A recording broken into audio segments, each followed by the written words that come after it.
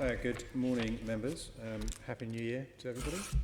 I'd like to welcome members, invited guests and the general public, of whom there are a few today, and those watching on the webcast. The main topic of discussion today is the draft GLA Group budget for 2020-2021 with Transport for London and the Old Oak and Park Royal Development Corporation. But first we've got a couple of items of formal business to just whiz through before we get into the main section. We've had apologies for absence from Unmesh Desai AM and Florence Eshalomi MP AM. We may get another member from the Labour group a bit later on.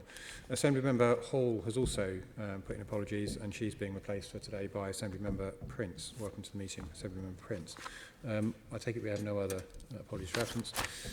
Declarations of interest. Can I ask the committee to note the list of declarations and to ask if there are any additional declarations to be made?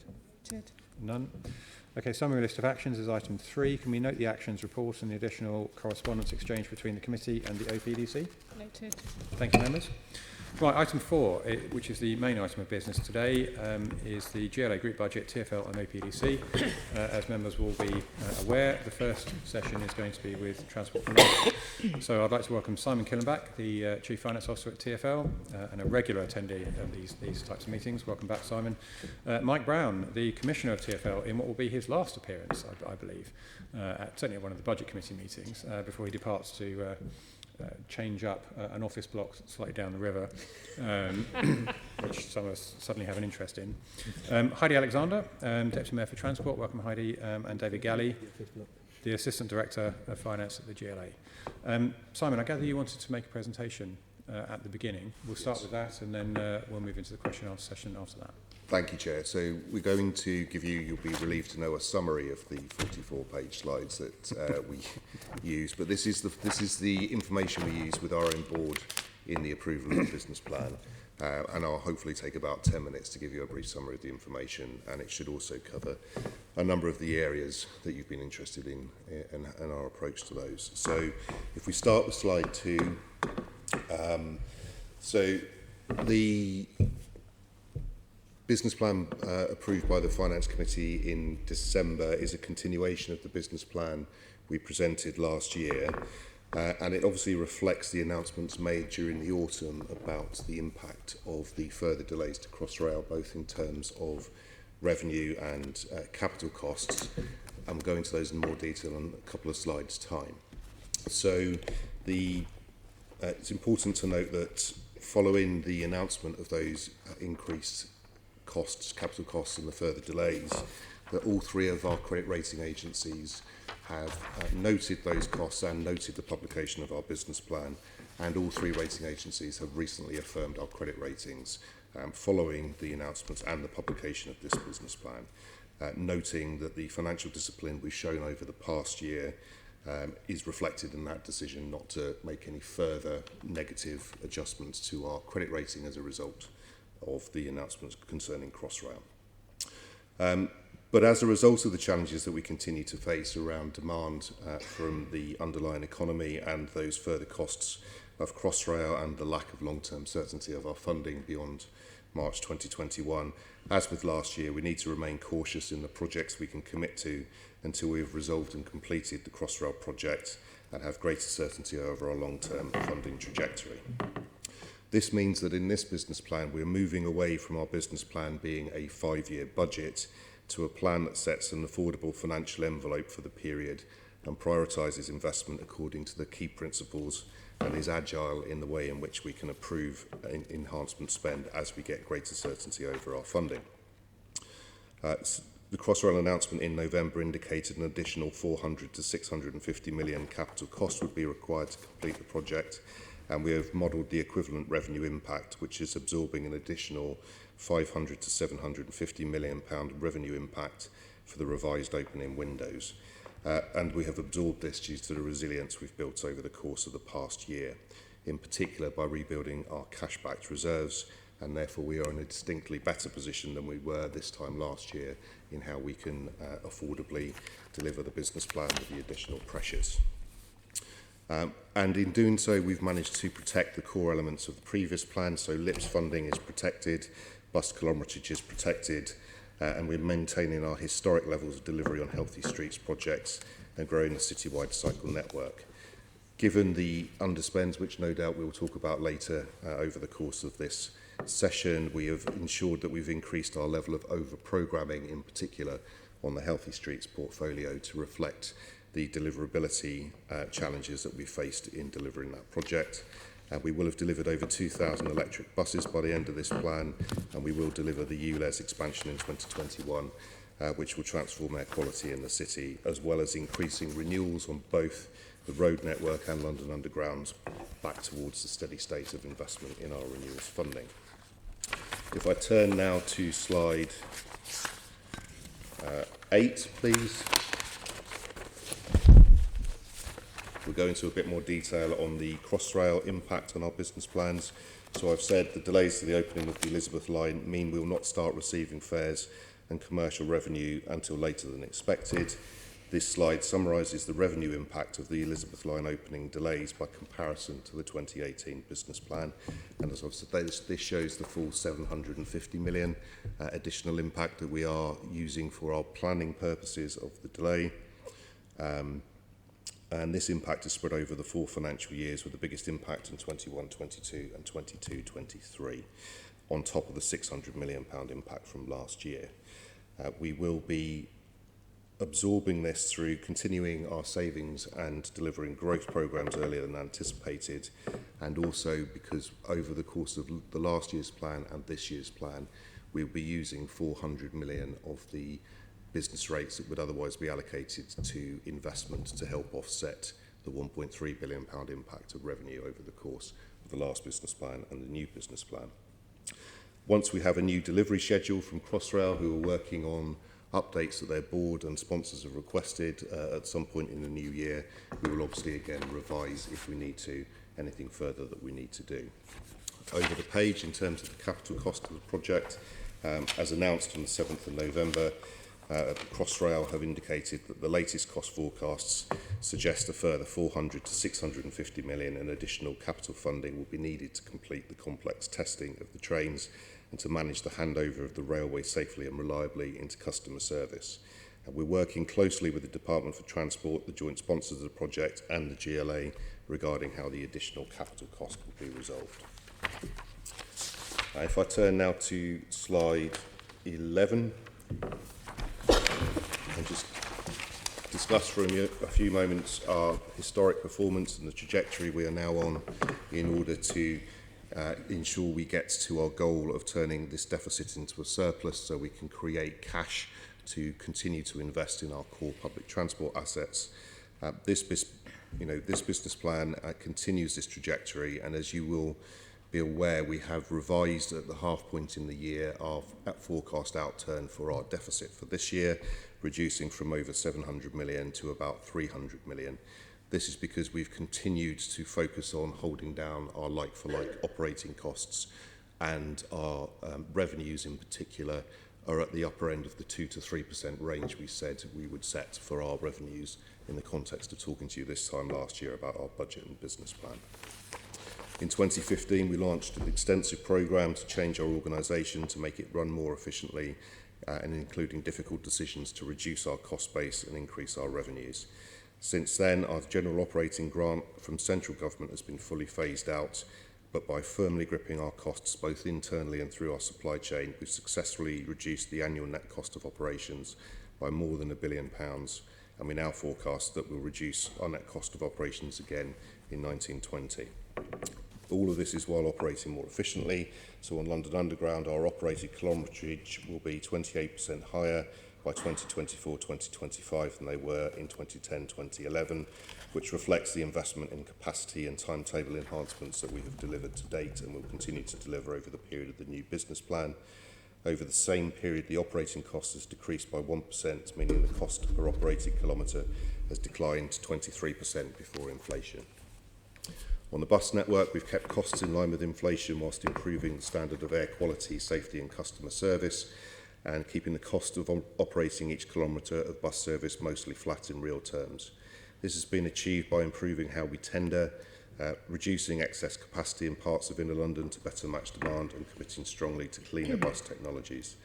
By the end of 2018-19, in total, we've delivered annualised savings of 747 million, including a reduction in overall headcount of 13% by the end of the last financial year. Savings have been split. It's 261 million in London Underground, 261 million in surface, and the remainder in what we call our professional services, which are our middle and back office services that support our operating businesses. What this has allowed us to do, if we move on to the slide 12, is to really focus from when we saw you last year on rebuilding our cashback reserves to increase our financial resilience to both known shocks or known risks around Crossrail, the economy, and other risks in our business plan, and also to unknown risks. So we work with our rating agencies and lenders and look at the examples of cashback reserves across the other major metros in the world, and we have therefore increased our minimum cash policy to hold a minimum of 2 months operating cash, £1.2 billion. This is our minimum cash reserve. This is to be provides resilience against external shocks that we're not expecting. On top of that, we've looked at our further risks and concluded that we need to hold a further £600 million against the risks that we know of, and only above these levels do we have therefore additional cash to be able to commit to investing in improving our network before we get further certainty of long-term funding from the government. Since we saw you last year, we have continued on the actions we've been taking in order to return our cashback reserves to a healthier position. That included the sale and lease back of the Elizabeth Line rolling stock, which raised over £1 billion of cash to help rebuild these reserves, the sale of 55 Broadway, which raised 120 million plus towards these reserves, and continued with the decisions we made in last year's plan to continue to reduce our back and middle office jobs, which has put over 200 million of recurring savings into the plan. We've paused the procurement of the Jubilee and Northern Line additional trains and the Piccadilly Line signalling and the Holborn and Camden major station upgrades. Also, we had proactive road renewals for 2 years, but in this plan we returned to the previous level of investment on both roads and track. And as announced back in the summer, we've also paused the further development of the Rotherhithe to Canary Wharf Bridge whilst we investigate the option of running a ferry service instead. Over onto the next slide. What that means is that we remain on track to break even by 2022-2023, despite the headwinds that we face, and then go on to make an operating surplus, which is critically important to ensure that our borrowing remains affordable and that we are generating money over and above the cost of operating, maintaining, renewing the network to invest in the next round of upgrades to renewing our track, trains and signalling and the healthy streets and other enhancements that we will need to deliver in line with the current Mayor's transport strategy. So, just to explain why, given we are going to get to a deficit of, we believe, around 307 million for this year, while the deficit increases in the next 2 years. As I've mentioned, we are increasing our level of critical renewal spend, so that will increase by about 100 to 150 million a year. There are additional operating costs from the introduction of ULEZ expansion in 2021, and also the operating deficit on the Elizabeth Line in terms of operating costs before the railway starts to deliver its operating surplus by the end of the plan means we will have a net increase in deficit of about 200 million for the Elizabeth Line operating costs in the next 2 years. Turning now to slide 15, just cover the assumptions we've made over passenger journeys and passenger revenue in the course of the plan. Evidence over several years and in the Transport in London report that was published in December shows that Londoners are making, on average, slightly fewer trips per day each year. This is paralleled across the UK and in other major cities worldwide. To some extent, this trend has been masked by historic growth in London's population. Data suggests that lifestyle factors such as flexible working and internet shopping could be acting alongside demographic and economic factors to depress overall demand for travel. The last 2 years have also seen some specific developments which will have affected adversely travel demand in London.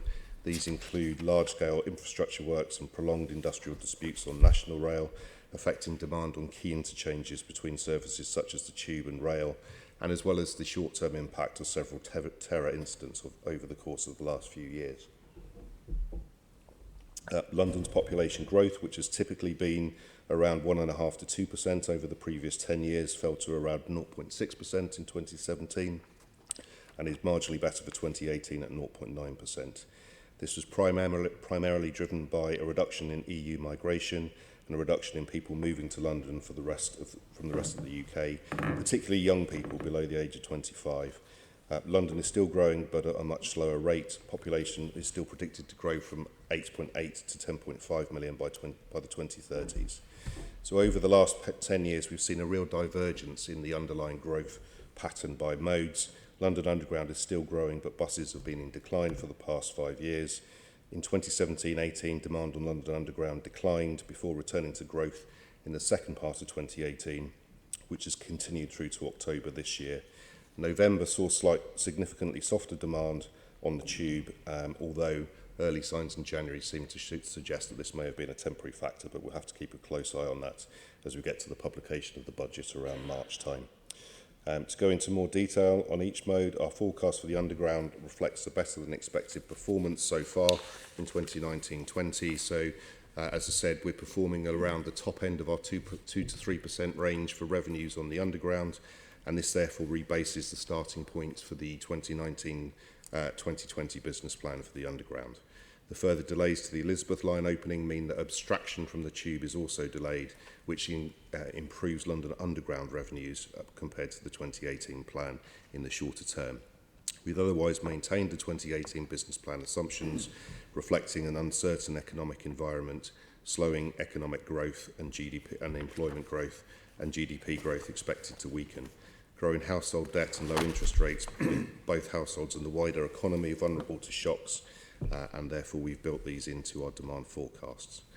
Bus forecasts have been revised upwards. We've reflected our cautious assumptions to reflect our aim to stabilise demand over the life of the plan.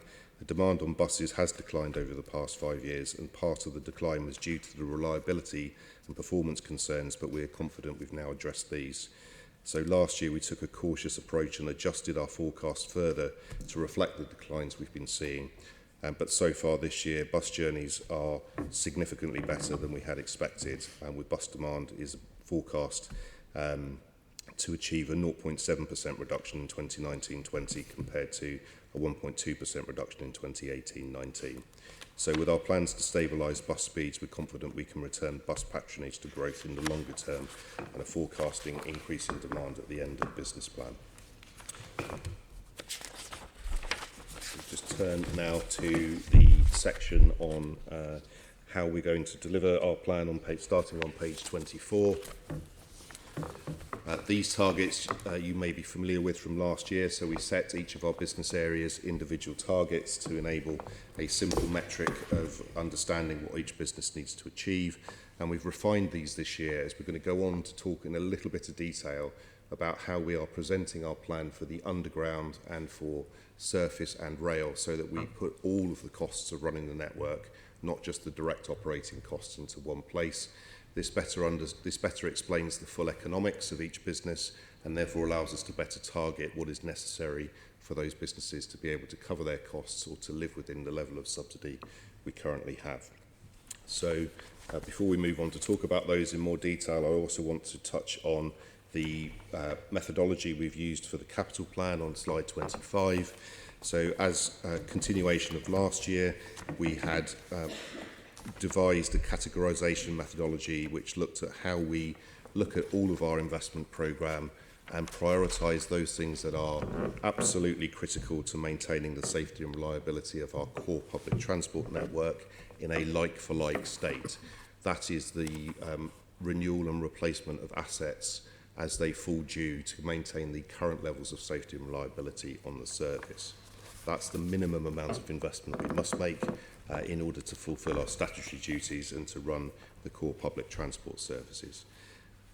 Most of the other then really important investments we make fall into the central and desirable categories. We've again refined slightly the descriptions of these from last year's plan, as you can see on the slide. And what that means is what we've really focused on over the course of the last 12 months is to get to a long-term asset strategy based upon the critical baseline that we have to cover to continue running our transport services, and then based upon the affordability of that critical baseline and our current levels of long-term funding certainty, what can be afforded by way of enhancements over and above that level of investment. The desirable category also includes investments that require additional external funding. So they are highly desirable but require developer contributions or HIF money or other forms of external funding in order to deliver them. Going on to the next slide, which highlights in a bit more detail which falls into each of the areas here. So as I've said, we sought to refine our methodology, so we now have the baseline capital investment plan that underpins the long-term statutory capital strategy, and this is categorised into that critical baseline of renewals and like-for-like replacement of rolling stock and signalling, and then enhancements, which is all other general enhancements, and then line extensions and Crossrail 2. And then these have been categorised into the critical, the central and desirable, and the currently contractually committed and the as yet contractually uncommitted examples of our capital programme. So the baseline is made up through different areas. Our operating account includes the full cost of maintaining our assets, and our ambition to fully cover our operating costs and deliver an operating surplus includes the cost of renewing our assets, except for trains and signalling, from our operating income.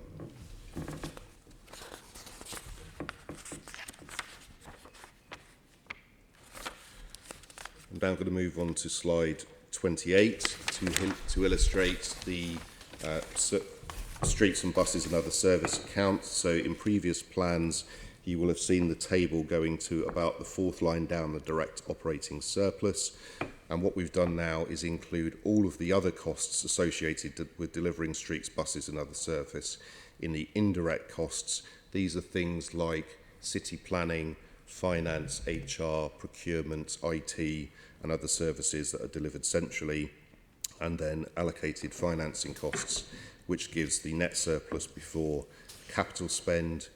The baseline capital spend then includes all of the things that are critical for the baseline surface capital programme, which includes LIPs, bus shelters, refurbishment, signals, highways and bridge refurbishment. Other capital will include things such as Silvertown, air quality, healthy streets, public transport, bus priority, ULEZ charging, infrastructure and cycling. And then what we've done at the bottom is we've allocated all of our operating business rate grant and subsidy to the streets, buses and other surface, and we've also allocated 100 million of our capital funding to reflect the nature of surface, where we invest in assets that we don't own in TfL but are regarded as capital in the whole of government accounts. What that does is it allows us to show more clearly how surface is funded, and to move away from last year's plan where we had a single plan and it was hard to differentiate between subsidy and cross-subsidy across different sorts of businesses. This is basically allocating all of our operating subsidy to the surface business. So then over the page on the slide 30, by way of comparison in London Underground, what you can see here, again focusing first of all on the direct operating surplus level, is whilst the Underground is making nearly £1 billion of direct operating surplus for the direct cost of operating the Underground, by the time we add in the cost of ticketing and all the other indirect overheads and all of the financing costs, because really apart from Crossrail, the majority of TfL's current £11 billion of borrowing and many of its other financing costs are attributable to the investment in the Underground assets. You can see that the Underground can cover its core level of baseline renewals, but over the course of the plan gets closer to covering the baseline rolling stock and signalling. So beyond that, the Underground requires both business rate investment and borrowing in order to cover the cost of that investment in critical assets such as station capacity schemes, line upgrades, lifts and escalators, fleet, signalling, track, connect, power and radio and other things. Just to highlight what that means very quickly on slide 32, This puts on a page the entire asset strategy for signals, track and rolling stock for the London Underground, and you can see that we're coming to the end of the period of upgrading about 40% of the network. We now need to embark upon the Piccadilly, Bakerloo, Central and Waterloo and City Line upgrades, and beyond that we will then have to renew the Jubilee and Northern Line. And what we have here is an underpinning asset strategy that allows us to make decisions about whether we can refurbish and extend the life of some assets or whether we need to replace them. So, for example, our rolling stock is designed with a 35-year asset life. The Piccadilly and Piccadilly and Bakerloo line trains are nearly 50 years old, and the Central line trains are 40 years old, and are actually the least reliable of the fleet on our network. So we have to factor that into when they'll be replaced. And the recent problems on the Jubilee line trains means we will need to consider where in the replacement cycle we will need to replace the Jubilee line fleet. Piccadilly line signalling is also 60 years old, which is why it's so critical for us to replace the Piccadilly line signalling. So just turning very briefly to the final two slides on capital strategy on slide 39.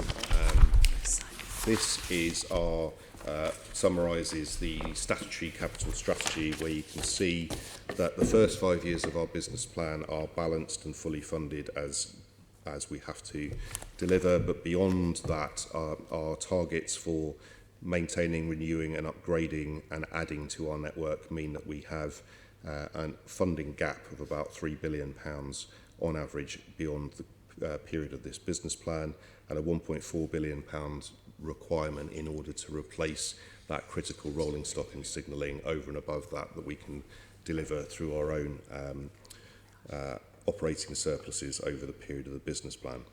So this £4 billion on average annual investment in our capital strategy going forward is exactly the same as the submission we made to the National Infrastructure Commission's 2018 National Infrastructure Assessment, which agreed we need both the baseline and enhancement investments totalling £4 billion per annum, and that this investment is vital for regional and national growth, housing and environment, and it can be accommodated alongside the necessary investment in other UK regions while still meeting the fiscal remit for investment in infrastructure. And I'll leave it there, Chair. Okay. Thank you very much for that, Simon. It's a pity we can't go through the whole thing, but I don't think we'd have enough time. Much of what you've just covered, we have questions to go into in much more detail, as you can imagine. I think the obvious one that we're going to start with, though, is Crossrail, because the announcement in November obviously caught a lot of attention. I think I'll probably start with you, Commissioner, because a year ago, almost to the day, I think it was a year ago tomorrow, we were asking about the extra £2 billion that had been granted for the capital side of the extension. And we asked you how confident that would be enough. And you said that there were various contingencies and things that were built into it, so you were confident that would be enough. Clearly it wasn't, so what went wrong? Well, I think as the Chief Executive of Crossrail has explained, and indeed the Chair of Crossrail have explained, is that the level of disarray, I think is the word that he has used, Mark Wilde has used, that they discovered was much greater than was originally envisaged. So if you recall this time last year, and you're quite right, I did say, as you outlined, I said, I think at that time they were gripping the project. They'd been in their position for a relatively short period of time. I think what emerged was there was all sorts of unknowns that came to light as they did their work to find out the scale of the issues that they faced. So, for example, the sense was that the major challenge ahead was the commissioning of the railway systems, the signalling and the rolling stock, and ensuring that the Siemens system for the trackside signalling in the core section was compatible with the Bombardier system on the trains, and I think that's been rehearsed quite a lot through colleagues on the Transport Committee and elsewhere, that was seen as the critical issue. What wasn't envisaged actually was the scale of unfinished and incomplete work on the stations and in the station systems, and also on the wayside equipment at the core. So things like the fire suppression systems in the tunnel, things like the temporary lighting systems that needed to be decommissioned and removed, things like the integration of all the digital systems that tied everything together into one control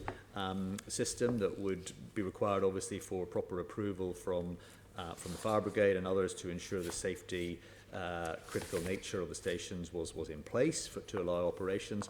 And frankly, that although if you know, I suppose the analogy I would use is a bit like a house that looks complete. If you wandered around the stations, as I did around about the time of this time last year, and indeed just before that, you know, these stations looked as though they were complete. A few months later, actually, I went back to the stations and tiles had to be taken away, platforms had to be reopened up because some of the wiring, some of the systems, some of the processes that should have been applied and should have been installed, some of the equipment that should have been installed simply wasn't there. So, you know, as I say, Mark Wilde is on record of using the term disarray. I think that's the right term, Chair, to use, that clearly that was a challenge, that was a problem, but the scale of what they inherited was much greater than I had envisaged or they had envisaged at the time. Because the amount of money that we're talking about is significantly out, isn't it? At the low end of the spectrum, it's 20% out. At the high end, it's closer to 40. So are you content, are you confident now that the additional 400 to 650 million is the right figure?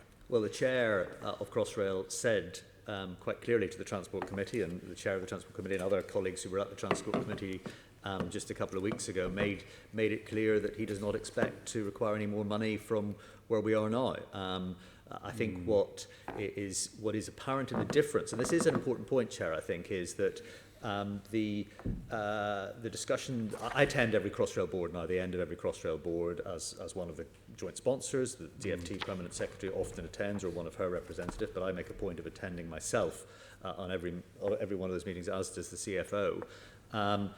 And in August, we were told that they needed some more time, the Crossrail board, to assess the executive team, the Crossrail executive team's assertion on the spend and on the money. They asked for some time, the board did, for a proper due diligence of the approach that the executive had proposed to them. That then was communicated publicly in the TfL board, in September, and then it came back in the November Crossrail board that this was the quantum of additional funding that was required. I think the reason I make the point, Chair, is because the difference of the approach of this board, and as I say, I attend the end of the Crossrail board, the level of diligence and scrutiny that they will apply individually and collectively to the Crossrail executive, I think is of a different scale than perhaps we saw in the previous management of that project. Okay, I mean, I'm sure that you're giving as straight an answer as you can under the circumstances. But on this side of the room, it sounds a lot like we've heard this before. In 12 months' time, you won't be in that seat and I won't be in this one, but our replacements may very well be having a similar conversation. Are you confident that this is the last time that we'll come back and we'll be again, Chair, I can only repeat what the Chair of Crossrail said just before Christmas to colleagues on the Assembly, which was that he does not expect to be coming and seeking any more money because the scale of what is now emerged has emerged, and he does not, his view and the Chief Exec's view is there is not a whole stream of further unknowns, to use the terminology, that are there. So they've tackled all of this. The commissioning of the railway systems is in place. We have full speed trains operating in the tunnel section under the signalling system. Clearly there is a further incremental uplift in the service required before you get into the full trial operations, trial running stage of the project, which is very critical to assure ourselves and indeed the project people that the railway systems are working properly. That's a really important phase to go through. I was in Germany with the Chief Executive Crossrail again just before Christmas to satisfy myself that they had all the little blips ironed out with the signalling system from a Siemens point of view. I met with the Global Chief Executive of Bombardier, who I asked to come over to see me in London just before Christmas as well. So in terms of the assurance I'm getting from the supply chain, in addition to what the Crossrail board has and what the Chief Executive has, I am as confident as I can be. You know, I never would give a cast iron absolute 100% guarantee, but given where I am right now, I'm as confident as I can be. I would just say, as again the Chief Executive has said, Mark Wilde has said, that if there is, of course, at this moment unforeseen safety critical risk that emerges with the signalling system, so something that is categorized as an issue with the software that could potentially lead to some major event, unsafe major event, then clearly that could put some further time and cost delay on the project. But that is not what is envisaged at the moment, and they're as confident as they can be given that circumstance. Okay. Within the context of the business plan, because Crossrail obviously is critical to you achieving your objectives in the business plan, what is the assumed opening date? Well, so we're waiting for the Crossrail board, which actually is this week, to give an assessment of the opening date. But we've taken, actually leading from your leadership as a committee, I would say generally in terms of revenue projections, we've taken a very pragmatic look at the demand forecast. So actually what we've looked at is a delay to the later stages of 2021 in terms of our business planning assumption. And as the chair of the Transport Committee so intelligently projected, given the timeline. You're being very nice to us today, Mike. It's true in terms of the timeline that you need from starting the trial running period of time. The trajectory that you need, and you questioned the Chief Executive of Crossrail, did you not, quite significantly, Caroline, on that issue. Clearly that is the number that we've conflated forward from a business planning assumption. I would just say, though, Chair, and it's very important to say this, that clearly both the Chief Executive of Crossrail and my regular discussions with him, the Chair and the Board of Crossrail, know the imperative of bringing that date as forward as they can possibly and safely do so, because of the imperative of getting the revenue beginning to flow in to TfL overall. So, that the assumption we've made is I suppose at the pessimistic end, but it's the pragmatic end, and you would expect us to take that approach following some of the advice you've given us previously on our demand assumptions. Okay, so probably towards the end of 2021? Yeah, sort of autumn. Autumn?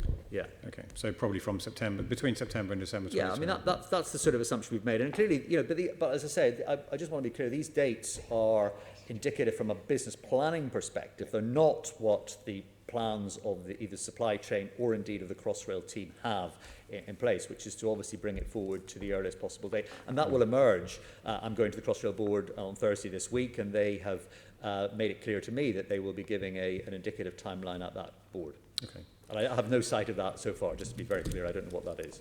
Okay, fair enough. Now, the revenue loss of the delay, Simon mentioned in your presentation, somewhere between 500 and 750 million pounds, 500 and 750 million pounds. Yeah. And you've stated that there are various ways that you're going to compensate for that, making further savings, encouraging people to use more public transport, 100 million pounds of business rate purposing, and the use of cash reserves. I think you mentioned a figure of 400 million pounds on the cash reserve. What do you mean by business rates repurposing? So the business rates that are retained by the GLA are passed through to us as grant.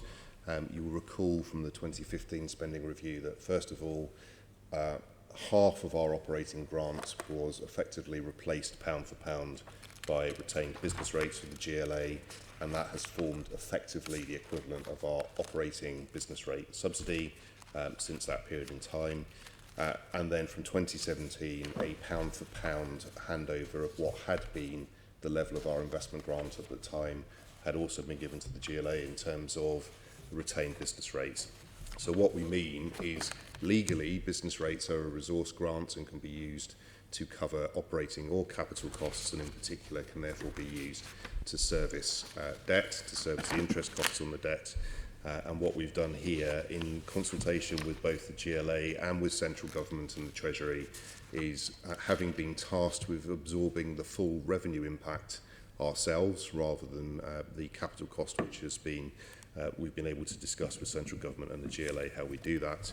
The only way in which we could achieve that, more than 2/3 we've managed to offset through further savings and through the improvement in revenue that we've seen, but we needed to effectively use 400 million pounds in total, 300 from last year's plan and an additional 100, given what we now know, to help from what would have otherwise been used to invest in capital investment to offset this revenue loss over the next 3 or 4 years.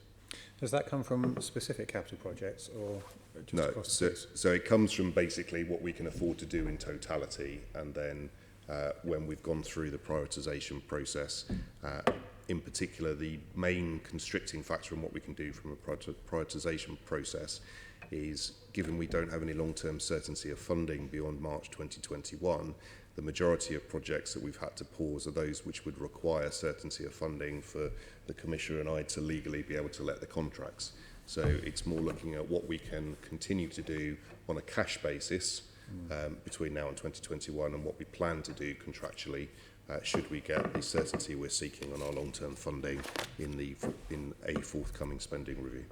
Okay. One of the various things that you mentioned that you were going to do to mitigate this was encouraging more people to use public transport. What exactly are you doing in that regard?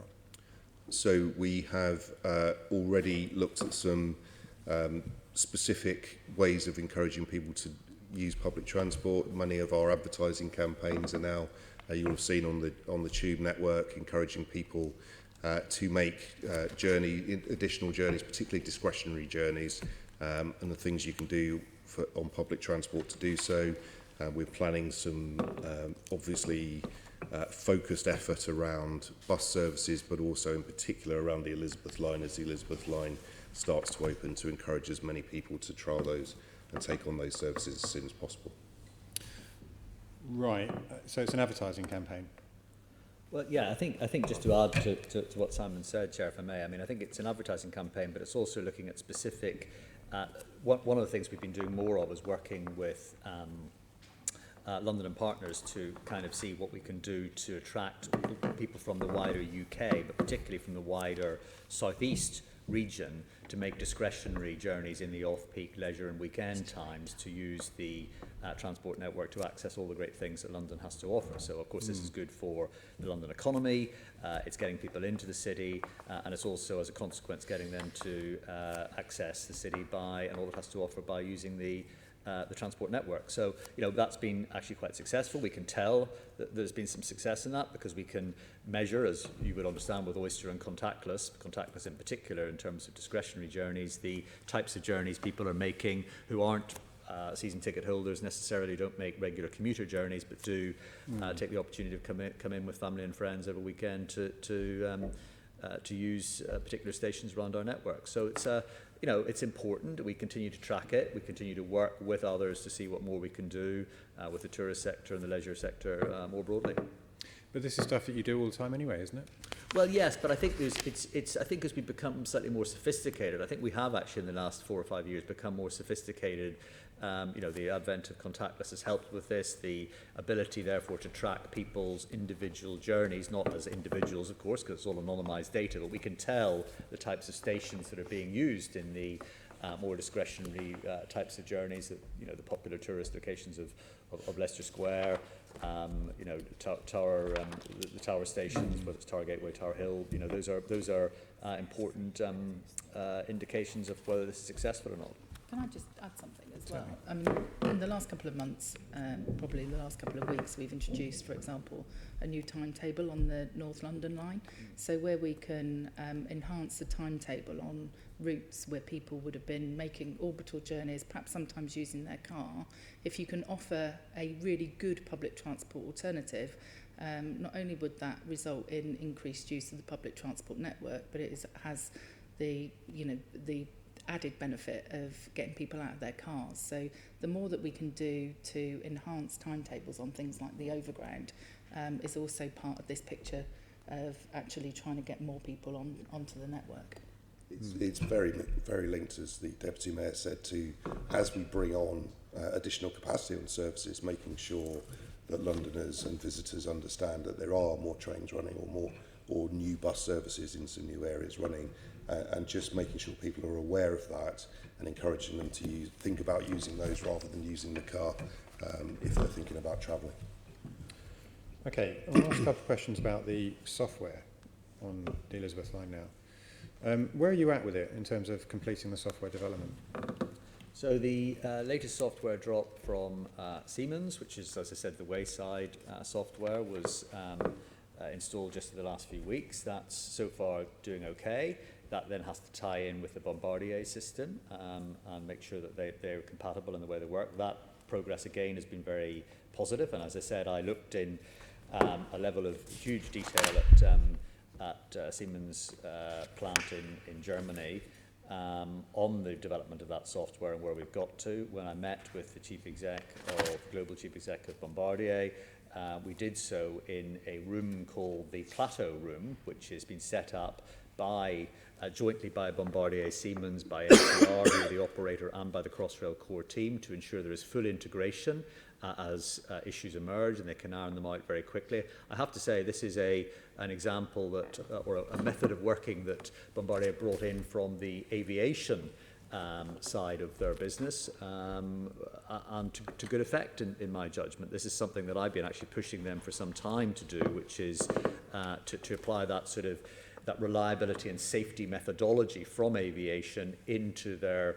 transportation, their railway systems level of thinking. And I'm actually very encouraged by the energy and drive that they're delivering on this. So I think, you know, again, without being too categoric about all being perfect, because it's not all yet perfect, and you don't know actually until you start enhancing the number of trains that you run alongside each other and in close proximity to each other. You don't know whether there are some lines of software code that might cause, in particular operational circumstances, some difficulties. But as it sits at the moment, when I talk regularly to Mark Wilde, who's much more of a signalling systems expert than I am, he is quite confident and quite pleased with the progress being made. Okay, the contract for the signalling was awarded in 2012. When was it first? When were you first aware that problems were cropping up that were going to cause a delay? Well, I think, as I said, there was many reasons which, you know, the Assembly has had huge scrutiny of, quite rightly, on this project from over the last year and a half since some of the problems emerged. I think it is fair to say that it was when the problems emerged, you know, before we changed the team out and before we put in a new team, it then became obvious that there were problems with the integration of the train and the signalling system. But as I say, actually the most pressing problem before you could even get into the full testing of the trains and signalling were the stations weren't ready and the trackside wasn't ready. So we were still building in the tunnel. And that was the main problem that we ended up, which was at the core of the issues that emerged in the previous administration of Crossrail. Okay, so have you been given a specific timescale by the contractors as to when the signalling issues will be resolved? Well, as I said to you, the software drops, there are continual software drops that emerge all the time. So various versions of individual software drops as you run test trains, as you run them together in the tunnelling section, you find little issues emerge. So somebody goes away, they change the software codes, they apply a new software drop either to the train itself or to the wayside signalling system, make sure those are compatible and work together. So this is a continual iterative process to get to that. So what Mark Wilde is keen to do is ensure that we get to the ability to do the full-scale trial running by the middle of this year. Right. That will be a very clear indication then, which is exactly the point that the chair of the Transport Committee as I say, so helpfully sort of got to when we had that discussion just a few weeks ago, as Caroline will remember, was around then that then leads you to an indicative timeline for going forward. But I don't want to be categoric with the timeline, Chair, because it really is important to me that the Crossrail board has given that proper consideration, and they will have done that by Thursday, and that will then emerge on Thursday, I think, is what their indicative timeline is, given where their intelligence... So you're estimating that by the middle of this year, so about June, you'll have done a full test? Yeah, I mean, I'm thinking by June that they'll be in a position to be able to enter into the trial running phase. But I would just say that whole point of that phase is that you then have a significant ramp up in the number of trains that you're running in the tunnel section. And it is inevitable, as any signalling system ever implemented anywhere in the world, it is inevitable that further issues will emerge at that time. There are bound to be some issues that emerge.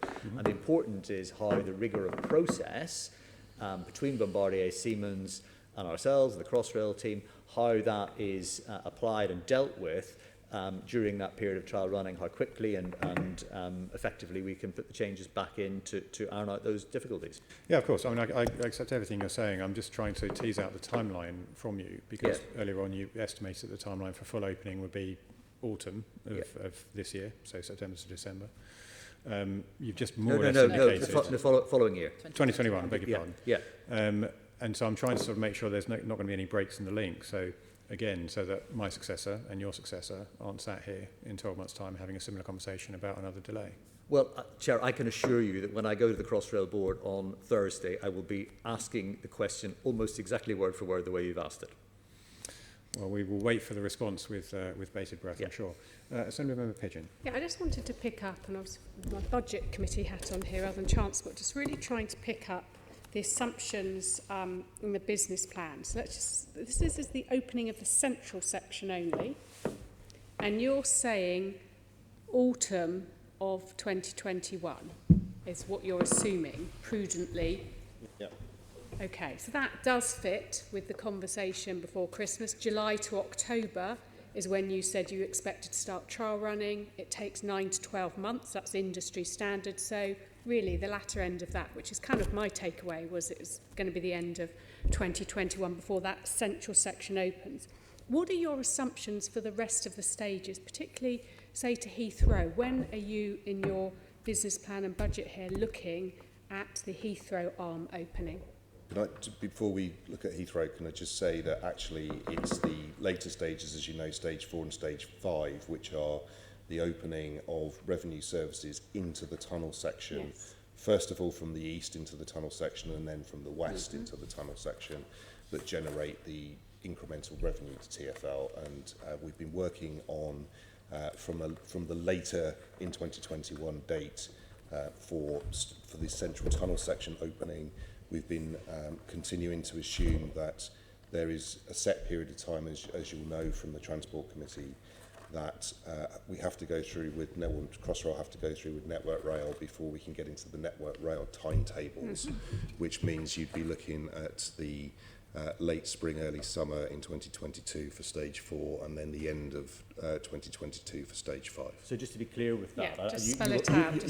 you will know those, that there are only 2 dates a year now following Yes. the problems that National Rail had, the May well-rehearsed and- problems, and that's May and December Yes. are the 2 timetable change dates that are possible with Network Rail, because obviously these both to the east and the west, they integrate with Network Rail. It's very important that they would apply that timeline. So I don't think there's any prospect in my discussions with the Chief Executive Network Rail, there's no prospect of them giving us some sort of special dispensation. And indeed, actually, it's quite a good discipline, I think, for the Crossrail team to ensure that they are geared up to focus on those specific dates as part So of the process. so let's just so bearing that in mind, Yeah. and in terms of when you're looking at this extra boost to your finances, when are you expecting the east to connect up? In May 2022. So May 2022. May 2022, and the west In December 2022. December 2022, and and where does the Heathrow link pick up? It'll be before both of those. So When are you expecting Heathrow? So in your- Heathrow is more straightforward. If I just may, because you will again, forgive me, kind of bouncing between 2 of your roles here, but just from a Transport Committee perspective, you will understand that Heathrow actually does not, at the core, require quite the same timetable changes, because in effect, the Heathrow bit is around using the newer trains to run into Heathrow. Successful testing is already underway with that. That still requires, again, a little bit more categoric detail. So I don't want to give you the categoric date for Heathrow, but it is sooner than both 4 and Roughly, 5. are we talking early 2022? No, I think we're talking before that. I mean, I think we're talking before both stages 4 and 5. That would be for Paddington to Heathrow. That would be not for Heathrow yes, sorry, to just to be Heathrow. clear. Yes, just to be clear, that's for the Paddington to Heathrow. So in effect, that is a continuation of what we now call the TfL rail services there, but it would just be using the enhanced frequency and the enhanced Will it the new connect trains. up the central section to Heathrow? No, that will link. No, so When the does that- when are that's you the same as budgeting for that's that? the same as stage 5. That's part of the stage 5. Right, so Yeah. what my then follow-up is, Canary Wharf Group, Yeah. in terms of building that station, if there is not a link to Heathrow by December 2021, you're going to have to pay them compensation. What are you budgeting for that? So we've been in commercial discussions with Canary Wharf Group over this and other outstanding commercial issues with them, and we've now reached a commercial agreement with them, which is confidential. But I can say to you that that we've reached an agreement that means we can contain any further impact of a delay, which we're not expecting, because we're expecting the central tunnel section to have opened by the end of 2021 without any impact on the business plan. But that won't link up to Heathrow. No, but this, No, but we've reached a commercial we have agreement a- that means it won't impact. Are we able to see some details of that? Because Well, I think because that's something that we've asked about quite a lot, because we Well- knew there were penalties. Yeah, well, we can confirm what Simon's just said. It's a bit difficult because the commercial discussions are the nature of them is that it's quite wide-ranging. There were a number of issues. We were actually having some commercial discussions with Canary Wharf. Could you liaise with Canary Wharf Group and work out what you can come back to, Well, just yeah, to we- give we us a can- little bit we more, can we can certainly please? do that. We can certainly have a conversation with them on that basis. I think that's a reasonable question, Yeah, of course. I think, Yeah. you know, Yeah. I think we would want to know that, but you haven't got any big penalties coming up because No, you're not going no, to meet it. No. Okay. I think that's all my questions on that. Thank you, Chair. Okay, we're going to move on then and talk about cash and reserves. Assembly Member Deval, leading on that. The most exciting subject for today. Let's look at cash and reserves. Can you explain to the committee why you're holding such a large cash balances? Yes, as I attempted to do in summary in the presentation, we work very closely with our lenders and the credit rating agencies to assess what is a prudent level of cash to ensure that our level of borrowing is prudent and sustainable. Historically, we have, as our debt was lower and our finances were not so constrained, we have been able to agree with them to hold a lower level of cash. Over the course of the last few years, the rating agencies have encouraged us to hold, first of all, at least 1 month minimum cash, which is about 600 million. And over the course of the last 6 to 9 months, as the impact of Crossrail and the impact of the wider economic situation on our operating business has come through, we've agreed with them that we would hold a minimum of 2 months operating cash, which equates to 1.2 billion. That is there as our main cash-backed reserves for unforeseen eventualities. On top of that, we have a number of known financial risks, and again, it is prudent to hold cash against those known financial risks, particularly in an environment in which we are operating a long-term business with no long-term certainty of our funding. And therefore, as we get greater certainty over our funding and greater certainty over, as Crossrail and the Elizabeth line come into service and some of our risks no longer become risks, then we can reassess the level of cash that we hold. But for today, the prudent level of cash that we hold is equivalent to the 2 months minimum and a further month of 600 million, which reflects some of our known risks in the business plan. Okay. And so it's really those 2 points that you've said. One about if we ever have to pay our debts in terms of the borrowers and lenders, and the other is about the running of the service. Am I right in paraphrasing it? Yes, absolutely. In that way. So it's about knowing that we have enough cash to keep going for a period of time if there's either an unforeseen major financial risk, and also to show that in an environment where we've had demand impacts upon our revenue, we haven't had any long-term certainty over our funding, that we can demonstrate we have adequate cash-backed reserves for the level of contractual commitments that we have. Okay. So how many months of operational loss in at 2019-20 forecast rates would your current cash balance cover in your forecasting then? How does it work? So it covers 3 months of operating. So 3 months. 3 months of operating. Yeah. What it effectively does is effectively mean that if we were to receive, for example, no income, that we can continue operating the services and meeting our financing costs for a period of 3 months whilst we reassessed how we would deliver the service in extremis. And of course, with the uncertainty that we've heard earlier on about Crossrail and some of the issues around what you're sure about and what you're unsure about, have you ever considered funding the latest Crossrail underspends from the TfL cash reserves? Or is that just not an option? So the revenue impact is fully funded in the TfL yeah. business plan, and that impacts upon the cash position. The capital underspends are something that we are currently in negotiation with the central government and the GLA over how those additional costs will be met. We believe that the amount of cash we have shows that TfL as an organisation is taking the full impact of the revenue loss, and we would therefore expect the government and the GLA to help contribute towards the capital cost of the underspend. Okay. And I mean, we always think it's, in terms of pounds, shillings and pence and the impact and consequences of those discussions. If the GLA and the government weren't helpful, I mean, equally too, what would be the impact then on that the heavy lifting on TfL, what would you do? What's the impact on services? What's the impact, or is it just on balance sheet and the impact you're having to deal with your lenders or taking further risk around your operating costs? So we would have to go back and look at what we can afford to deliver, both in terms of operations and capital investment, were we not to get any help forthcoming from central or regional government. We have set out this business plan on the assumption that we will, as we did last year, get that help forthcoming for the capital costs, because, as I said, TfL is fully absorbing the full revenue impact of the delays in service. I think if I may, sorry, just to come in, I think it's worth just, I mean, you all know this, but it is worth reminding, and this is why the discussion with government in particular are very important. Crossrail, of course, serves and benefits so many more people than just those who live within London.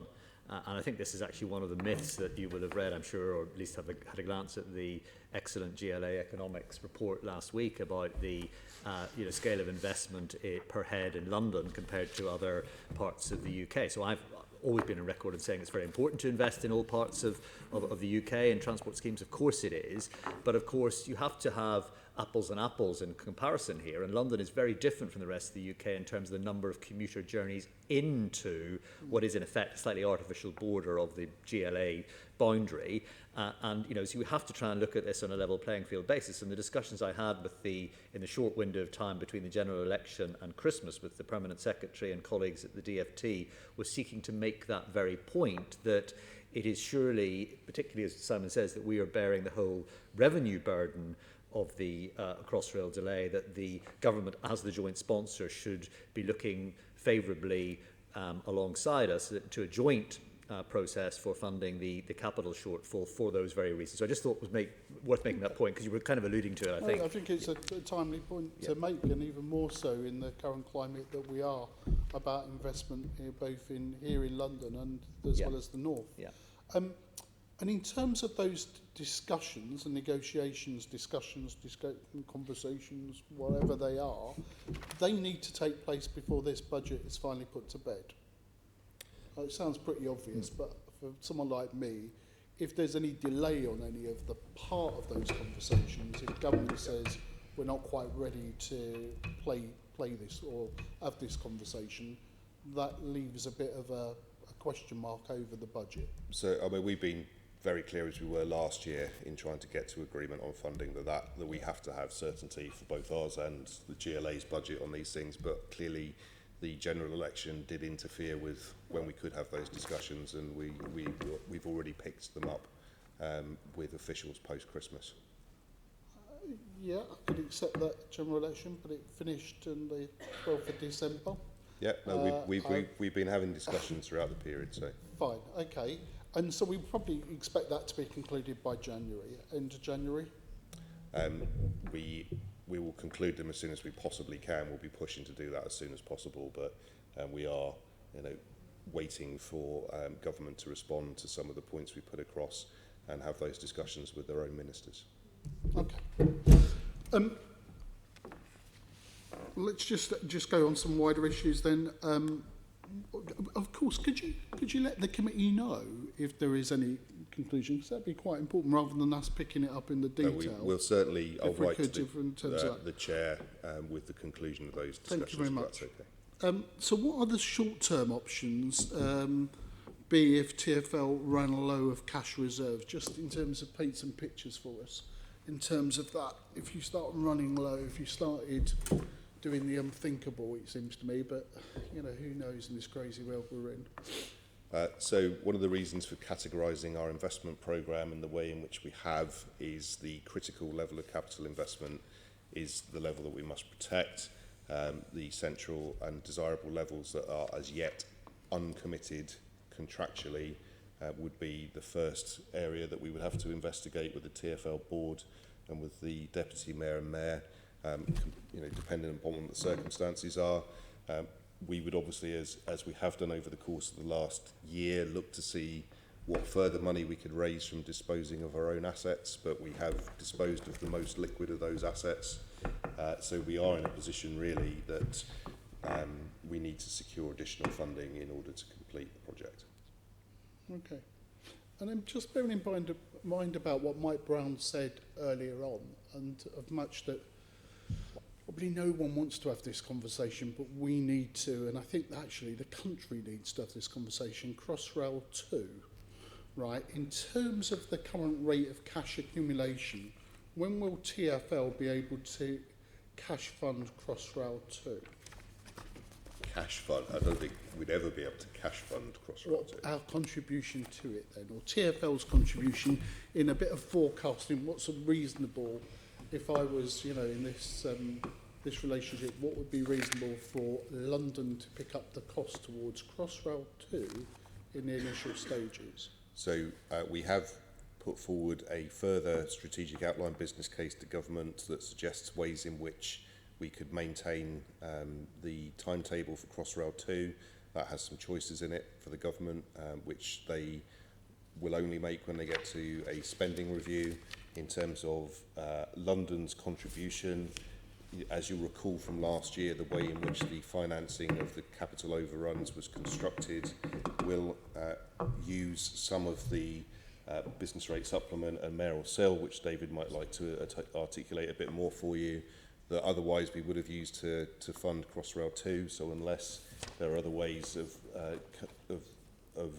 agreeing with government how the construction period will be funded, then I expect there will be a delay to when London can contribute towards the cost of funding Crossrail 2.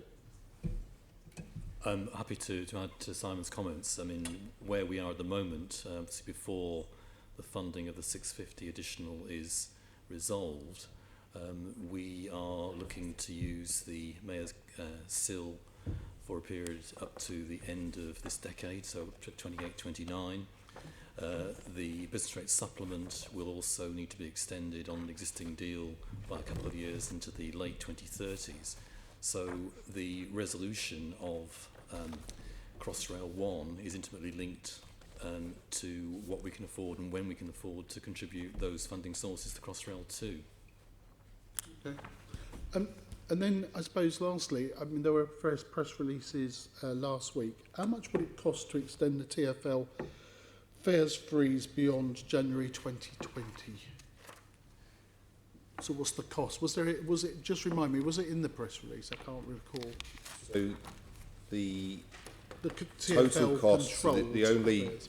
we modelled the total cost of the fares freeze for the whole mayoral term, which includes the period up until January 2021, when our next fares decision would normally be enacted, and that period for the whole mayoral term we've costed at 640 million. Thank you.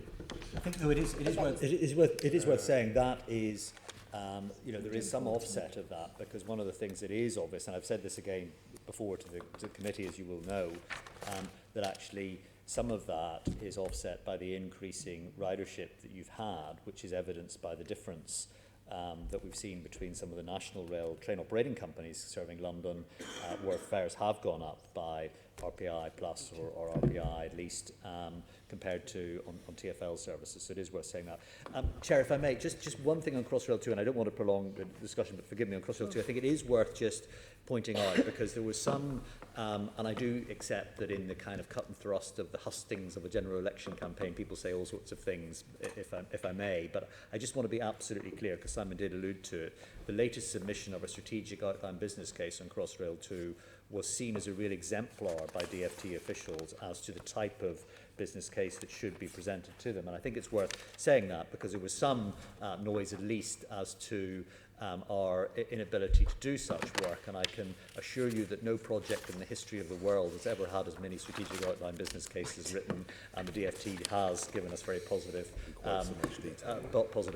comment on that case. I just thought it was worth making that point. Oh, very, very important point to make, and we all need to get behind it. As I said, it's not just for London, but for the country as well. Yeah.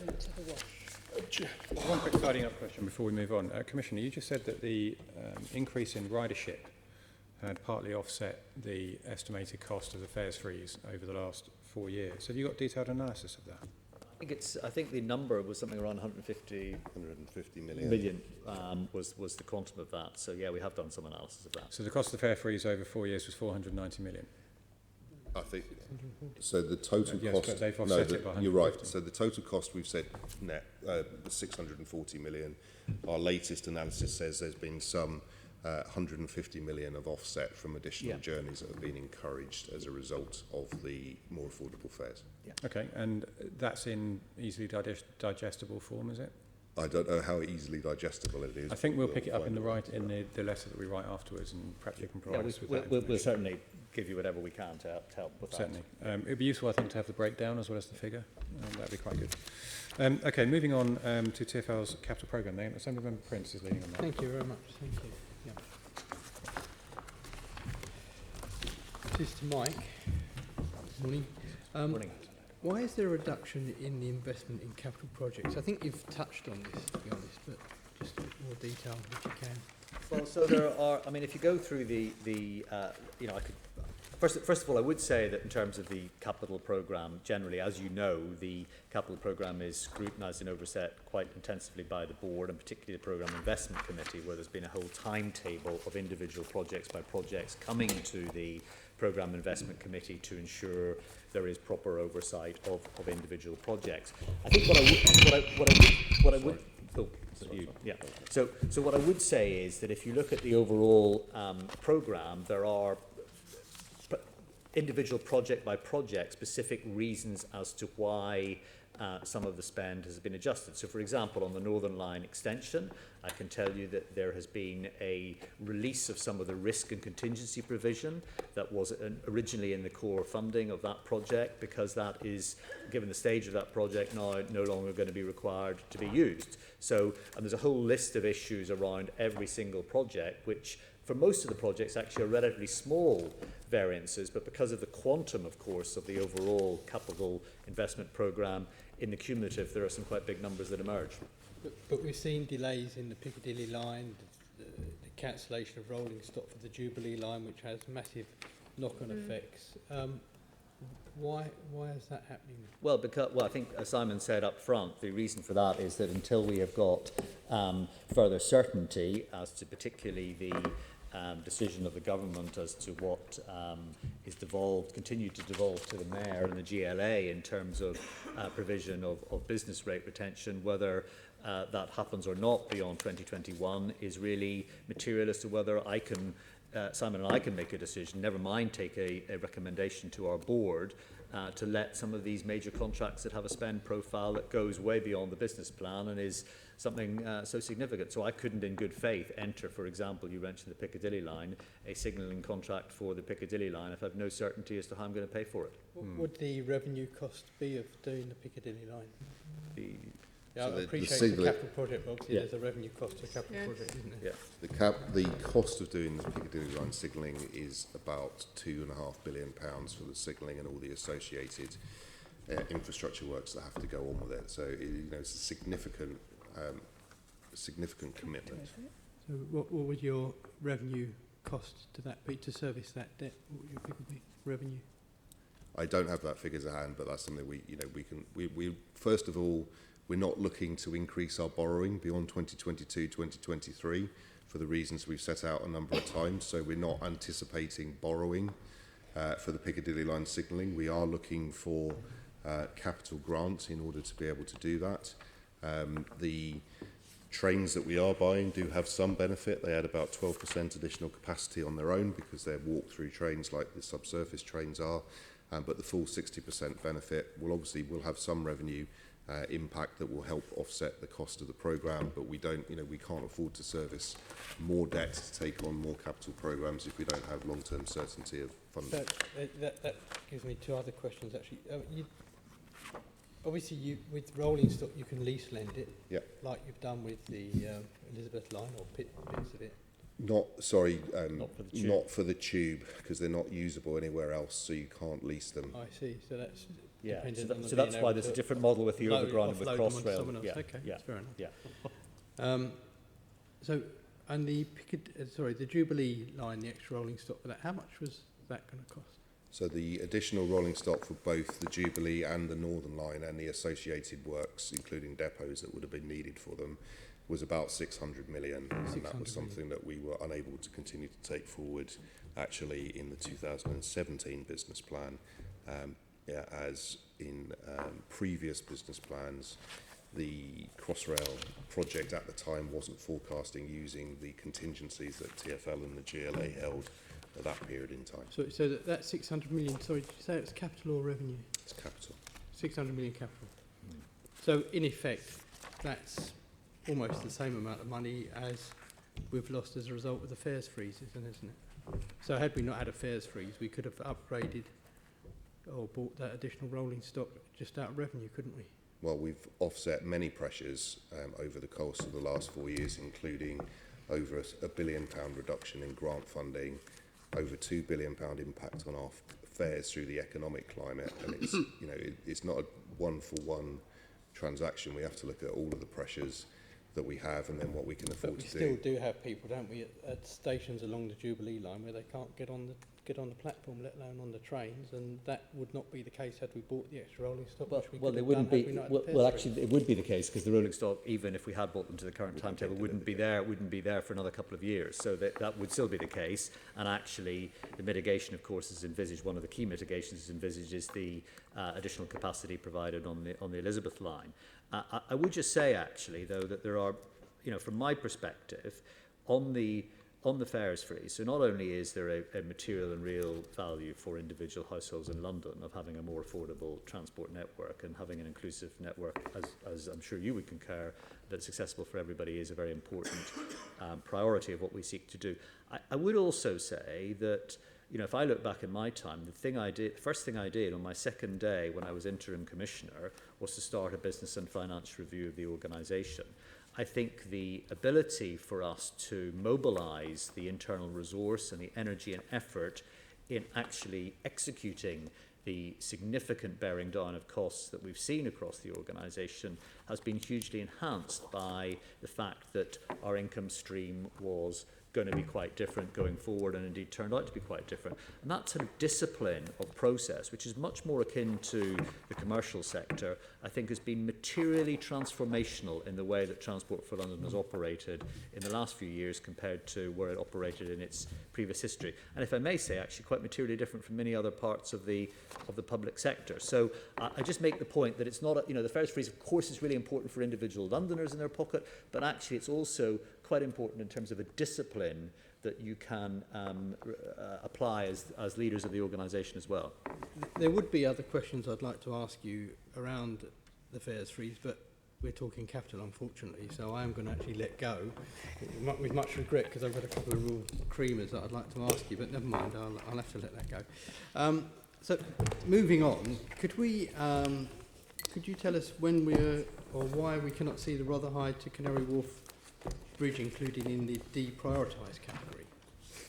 I think, as Simon said earlier on, what we made the decision that was communicated, of course, clearly at the time, we made the decision that was something that, given the escalating projection costs, we needed to have a further look at in terms of the business case and in terms of the affordability of that project, and we made a decision to pursue other options of crossing the river at that point, including an enhanced ferry option, to see if we could get a significant amount of the benefits for a significant amount of for significant less cost. Why did the costs go up so much is a fair question. Well, first of all, the type of... I didn't ask that question, Mike. Okay. Sorry.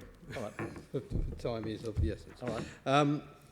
So on that, I might be wrong, but I don't see anything for the estimated cost of the ferry, though. Have you got an estimated cost for the ferry? That's still being worked through at the moment as we work it through. So obviously there's a lot of detail to assess the any land acquisitions that are required on both sides of the river, where in fact it would work, what the operating model would be, what the frequency would be, how the whole thing would operate, and that's the work that's going on at the moment. Of course, I'll be very happy to share that with yourselves or with the Transport Committee in due course. Look forward to that.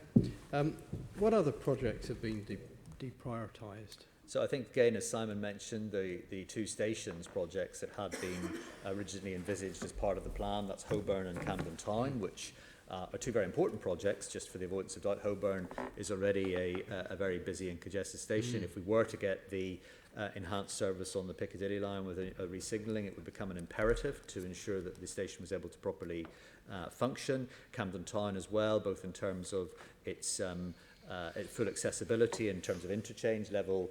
Interchange at the station between the two branches of the Northern Line is another very important project. So while we've gone ahead with some of the property purchases at Camden that are required for that project, we have had to stop any material spend on the projects in this plan period. Again, I would just say that as recently as the week before Christmas, I had met with the leader of Camden and colleagues at Camden and just Camden Council, that is, just to have a discussion as to what further work we might do with the Business Improvement District, particularly around Holborn, to see whether there are further options from some of the development and growth potential around the Holborn station, to see whether there's some benefit we could still get from that project. But there is nothing in our budget provision for those two going forward. Are there any other projects that have been deprioritised since 2018 in a business plan that are not included in this category at all? No. No, I think we've said the only one so far this year has been the Rotherhithe to Canary Wharf. Re-looking at it. There have been some small technology projects internally that are about how we service our IT systems that we've deprioritised within our material and transport terms.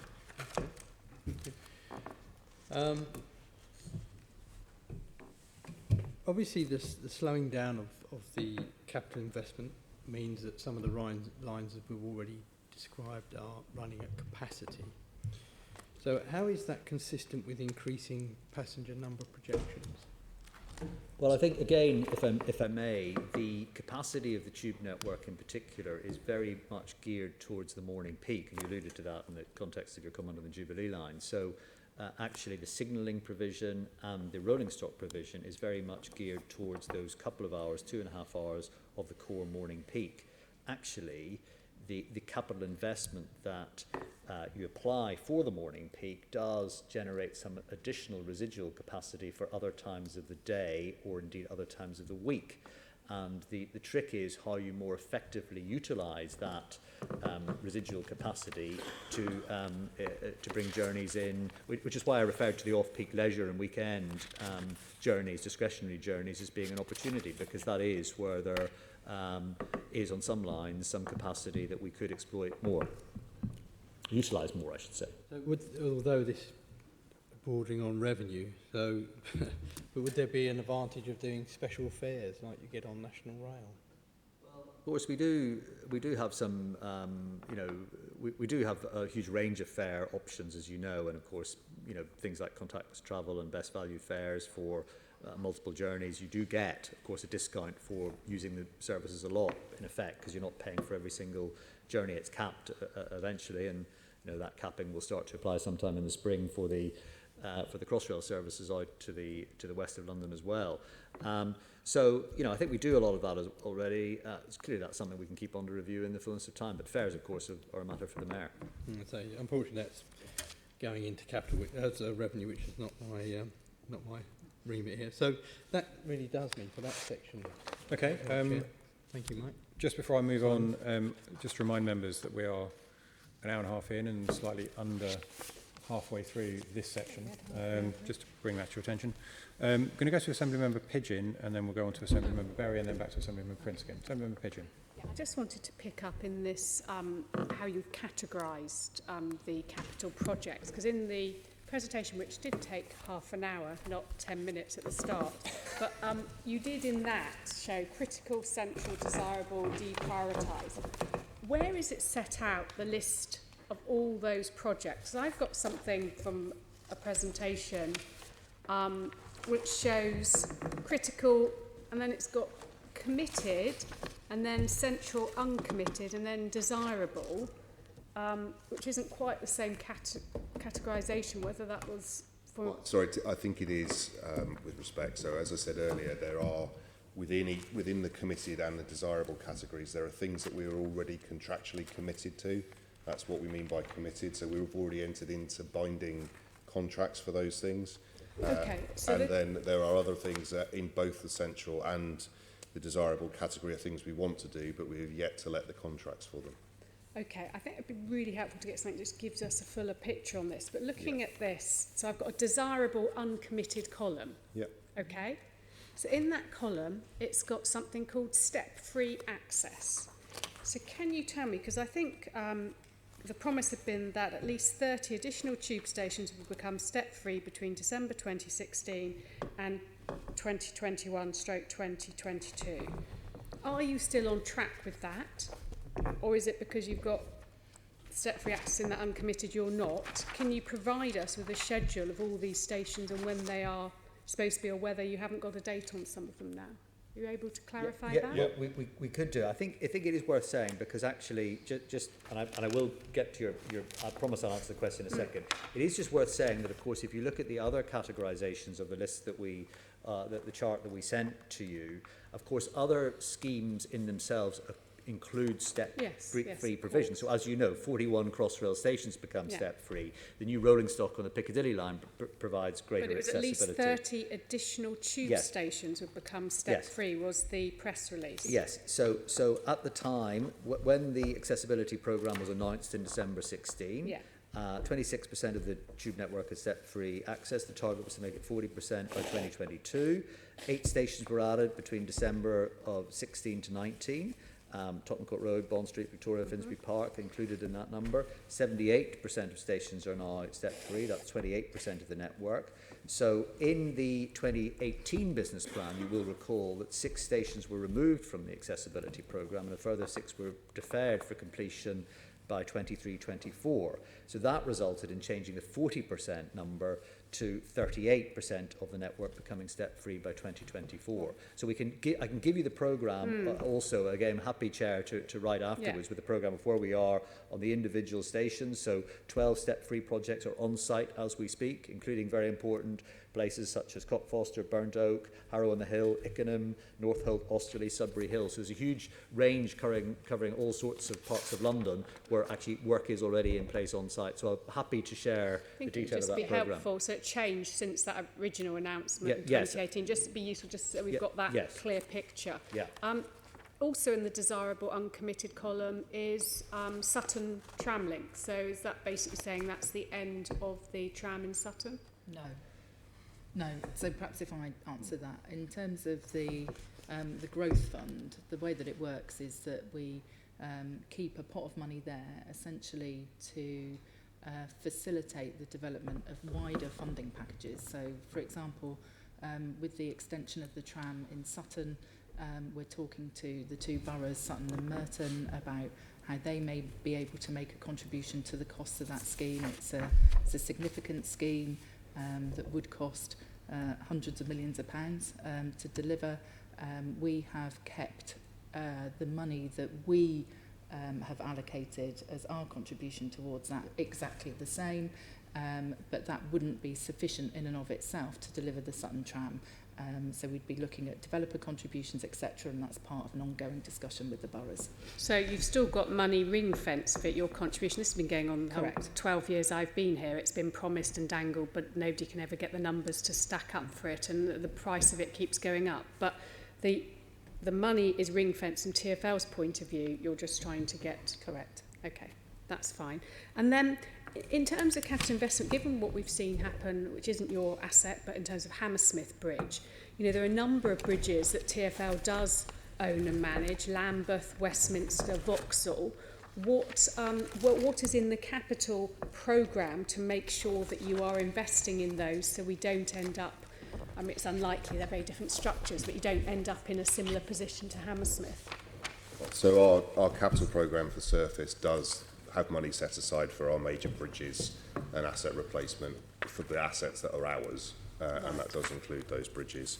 The nature of the asset replacement is different on surface to on the underground because you tend to have to do a large amount of intervention rather than spreading an even amount over a long period of time. So we can write to you with the detail rather than reading out, but we do have money set aside for all of our major surface assets. I mean, there is a wider point on bridges which aren't ours, actually, Yes. which is that, you know, I mean, the previous Chancellor was incredulous when I met with him and told him that one of the unintended, I suspect, consequences of removing of our, on average, £700 million of operating subsidy was that that materially affected our ability to contribute to non-TfL asset, bridge assets in London, where we had previously been able to spend some of that money on some bridge works. The reason it had to come from OPEX, just to be a bit technically dull, but it's an important point, is because if we don't own the asset, we can't use a capital fund to spend it. So if it's a borough asset, it has to come from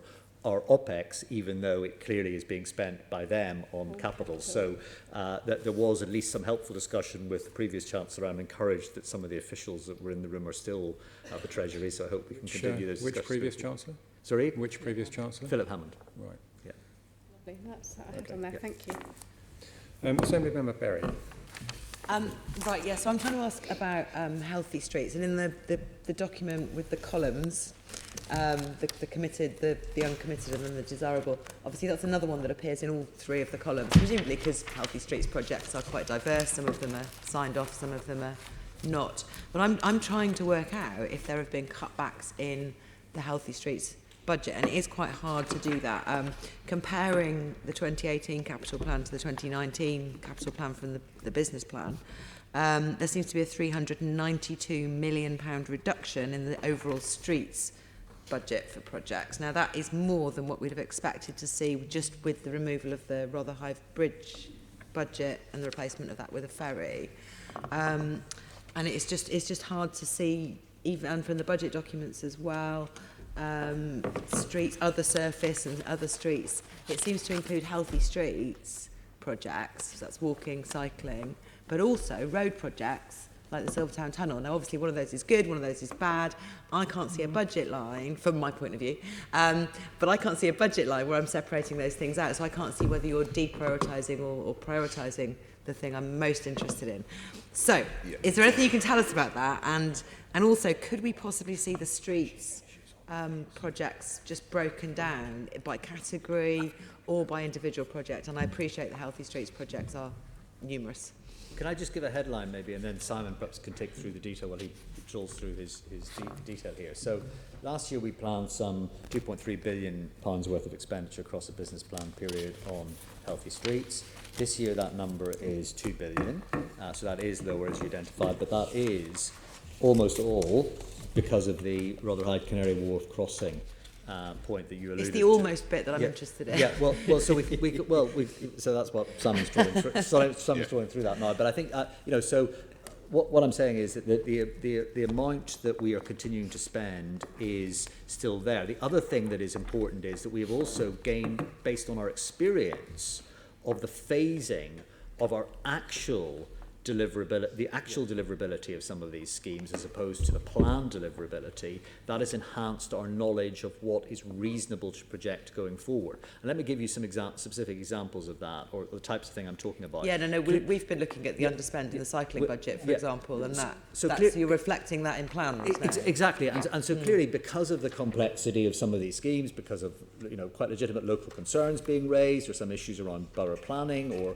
other issues, because of course some of these schemes aren't even all on our own road network, so we do require a huge amount of local and borough liaison to get these done. So I think what we've done is, as we've got more sophisticated in our knowledge of these schemes, then clearly we have tried to more accurately reflect, one of the challenges Simon and I have set with the team this year is to more accurately reflect a spend profile rather than a just a pure theoretical spend that would be possible with if everything went perfectly, because the nature of the world is everything doesn't always go perfectly. So I mean, another reaction to that could have been to resource it more to put more management teams in. It's not about management. It's really not. I mean, one of the points I'd make as well is that because these schemes need to be developed in collaboration with the boroughs, what you are finding is that highways departments in local councils have had to deal with very, very significant cuts over the last 7 to 8 years. Some boroughs actually come to us and say, would you help pay for staff so that we can do the sort of work thing, on quiet ways, new cycle ways. And actually it's aligning the ability of the boroughs and TfL to deliver together is what is quite challenging, and therefore that's why we've been able to maintain the overall scope, if you like, of what we want to do in the Healthy Streets programme, albeit with, you know, not a slight reduction in the budget over a 5-year period. So to Simon for the numbers on that slight reduction.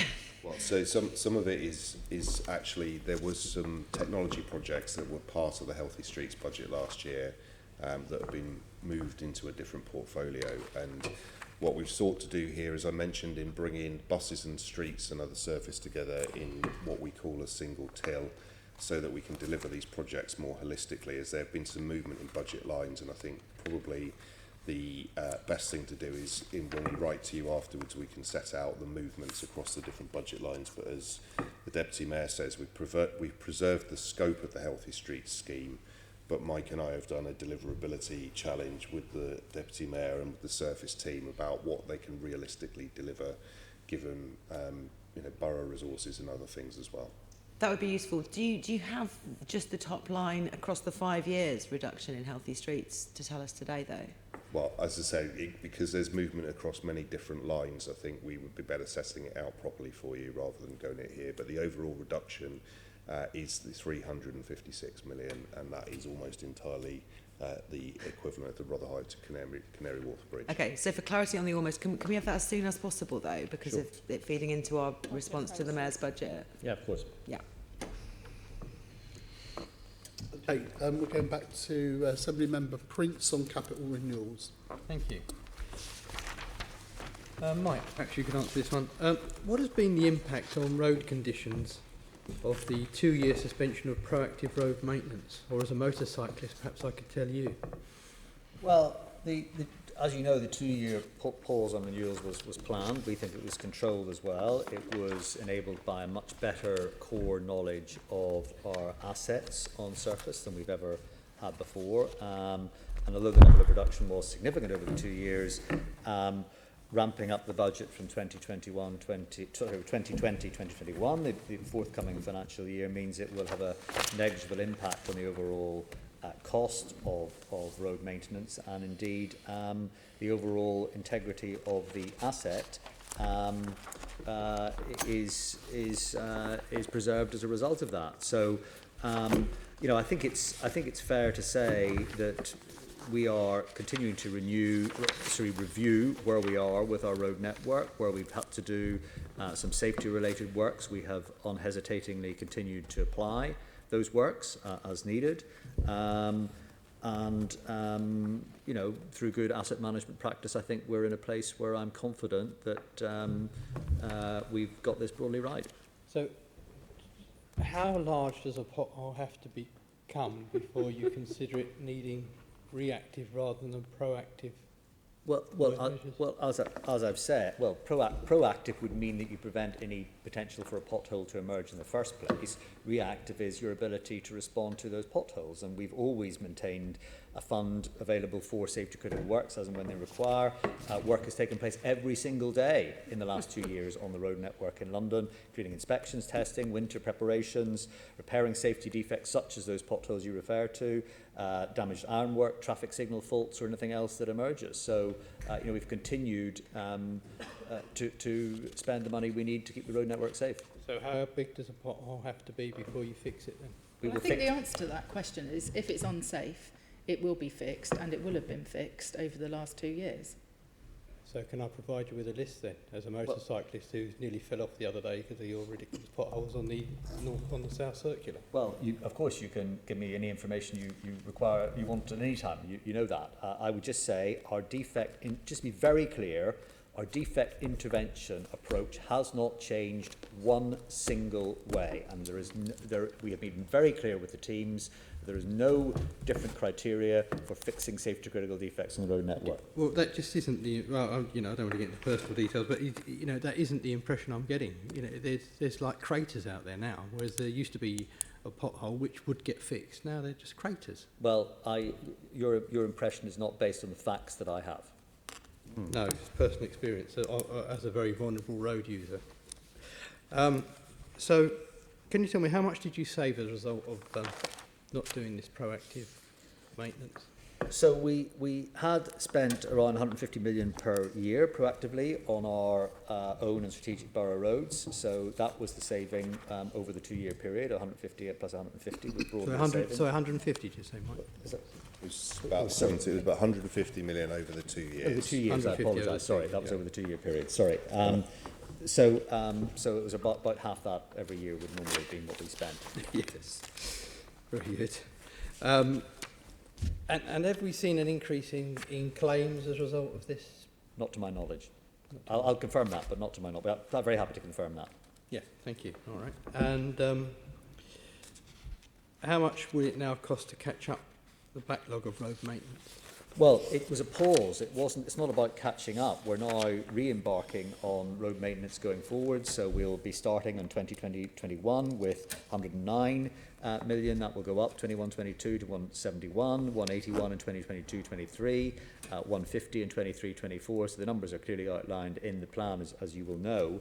And, you know, it's very important that as we get into next year, we'll be resurfacing, for example, more than 30 kilometres of roads, replacing 2,000 street lights, including with energy efficient LED, modernising traffic signal sites, replacing expansion joints, waterproofing on Vauxhall Bridge in his example, multi-year programme of renewal works on the Westway, the A40, and developing further plans to enhance Rotherhithe Tunnel. Okay. And have you set aside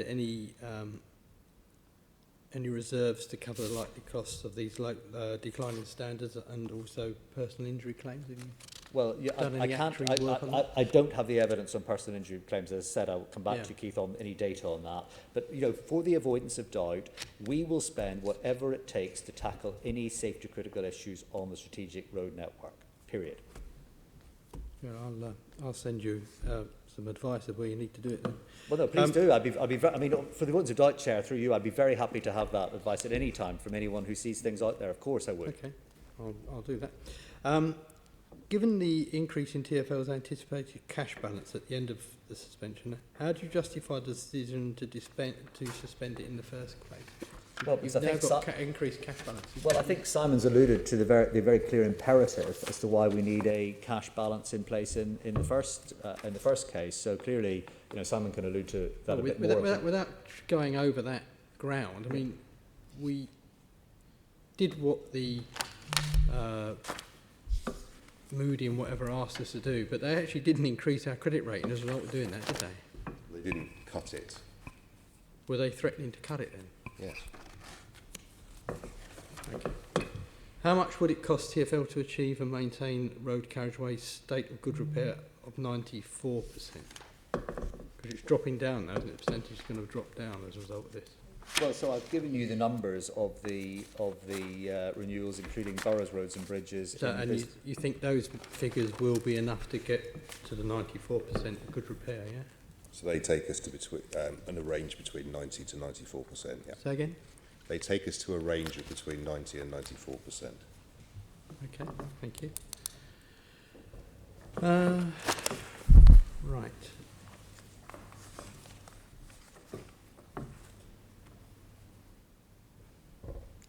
Could I come in on that? Yeah, whilst you're yeah, thinking? while I'm Can I remembering just on just that wondering how percentage many of these point, because I questions think will it's be answered, interesting that you've said 94% is necessary to facilitate the kind of increase in cycling that TfL wants to see. Yet, your band is that's at the top end, but you may not get there with this investment. So what?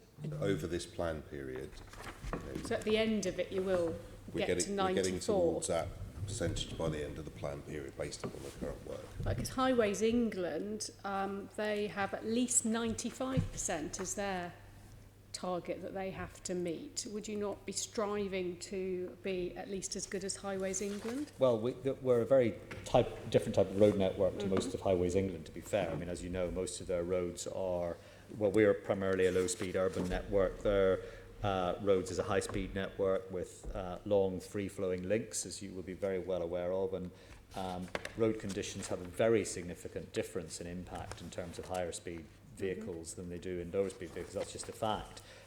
So again, I'm not complacent about safety at all. Absolutely, it's the top of the list of priorities, but it is a very different type of estate that we manage compared to Highways England, which of course is an average figure across their strategic road network, which tends to be major high-speed motorways and trunk roads across the rest of England. So I think that's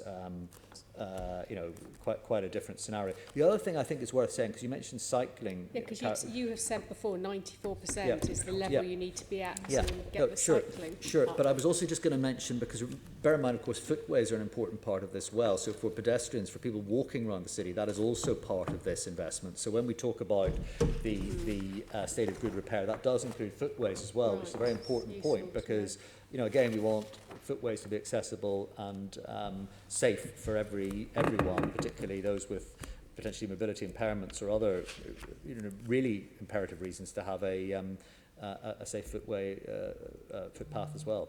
So basically it's not until the end of this business plan that you hope to have the roads at the level that will facilitate the increase in cycling you want to see. I think the numbers we've given you are obviously an average for our entire network, and clearly where we are trying to improve safety and cycling provision, then obviously on those particular routes we'd be trying to attain the right level of state of good repair. Thank you. Thank you. So just finally, so what's changed with the funding situation to make this the right time to restart proactive road maintenance? Or is it just the condition of the roads? Well, we had always said it was a 2-year pause based on our financial reality at the time. The asset condition assessment is that it would not make long or medium term economic sense to continue with such a pause, because in effect you are potentially patching parts of the network where more structural repair is required. So I've given you the list of examples of things that we will be doing in the first year, starting from April, in terms of the initial priorities we'll be looking at. Just some examples of those. Happy to share more of those with you as well. But I think the state of the road network, notwithstanding the safety interventions we've had and the underlying asset condition, means it's the right time to go back into those proactive road maintenance provision. Just a quick tidy up from me before we move on. My understanding is that the purpose of proactive road maintenance is to maintain the road in order to prevent reactive road maintenance, and of course to keep it safe to prevent accidents and stuff like that. And in the earlier exchange you had with Assembly Member Prince, you talked about safety critical defects. Has there been any analysis done on whether those have gone up in the last 2 years? I think it relates, Chair, if I may, to the point that Assembly Member Prince raised about insurance claims and other things, which I'm happy to share any detail with the committee. But no, I mean, I am absolutely adamant that we spent whatever money was required on fixing any safety critical defects. I'm not, for your reassurance, I'm not trying to suggest that you're deliberately leaving things in an unsafe state.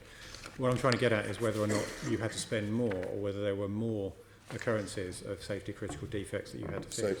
So I think we didn't reduce the essential maintenance budget. So the things that are most in the safety critical area, there was no reduction in the budget for essential maintenance. What about actual spend? And so there was no reduction in the actual spend on essential maintenance. The 2-year pause on renewals, we calculated that wouldn't have a significant impact on the state of good repair, and therefore returning to the levels that Mike outlined earlier wouldn't require us to spend over and above what we would have been spending before the pause to return to the same standard of repair. So your reactive road maintenance spending, the actual spend rather than the budget, remain the same? I believe so. We'll double check. Yeah, we'll sweep that up in the letter afterwards. If you can provide figures on that, that'll be quite useful. Thank you. Right, Assembly Member Pigeon.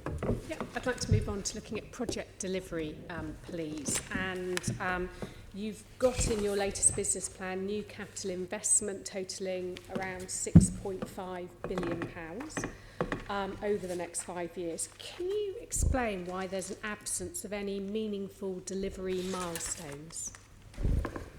Who would like to take that? Simon, maybe. Just going to check, because I think we publish milestones at the end of the plan. We do, in fact, publish the strategic milestones at the end of the plan.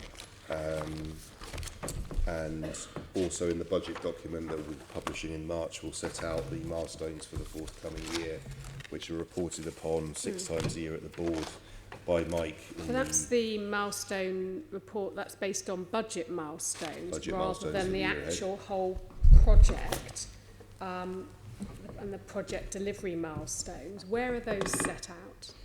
Many of them will be set out in our Programme and Investment Committee reports. So in our Programme and Investment Committee that provides the scrutiny for our projects, there's a very, very detailed quarterly investment report with many sets of information in it, apart from those which remain commercially confidential as most of our projects are delivered by complex supply chain. Would it not be useful to be able to pull this together in a way that's transparent for the public and for everyone to see, looking at each big capital project to see this is where we're investing, this is when it's due to be completed, these are some of those key milestones so that we can have confidence in it? I think it would be, and indeed we do. So if you look at the Programme Investment Committee reports, I mean, if you think, in March we covered some 8 projects in very specific detail, individual projects, including, for example, the LU Major Stations Programme. May we did the same, including Barking Riverside Bank Station project. In July we looked at Healthy Streets, we looked at the Silvertown Tunnel in great granular detail. We did the same in October. These are all, by the way, in public session. I mean, these are all absolutely open to the public, these sessions, and the report that Simon alludes to, actually, which I'm sure you've had a look at, the Programme Investment, the Investment Programme report, which I go through in great detail every quarter with Simon, does outline precisely that. So I think if that's not hitting the spot from your perspective, I'm very happy to have a conversation to see whether we could improve that in terms of transparency. But I do think over the last few years we've again, following some of the advice and guidance from yourself, Transport Committee, and indeed this committee, we've enhanced significantly that transparency and read across for individual projects. But if it doesn't yet quite hit the spot, there's a huge amount out there already, but if it doesn't quite hit it, we're very happy to look at it again.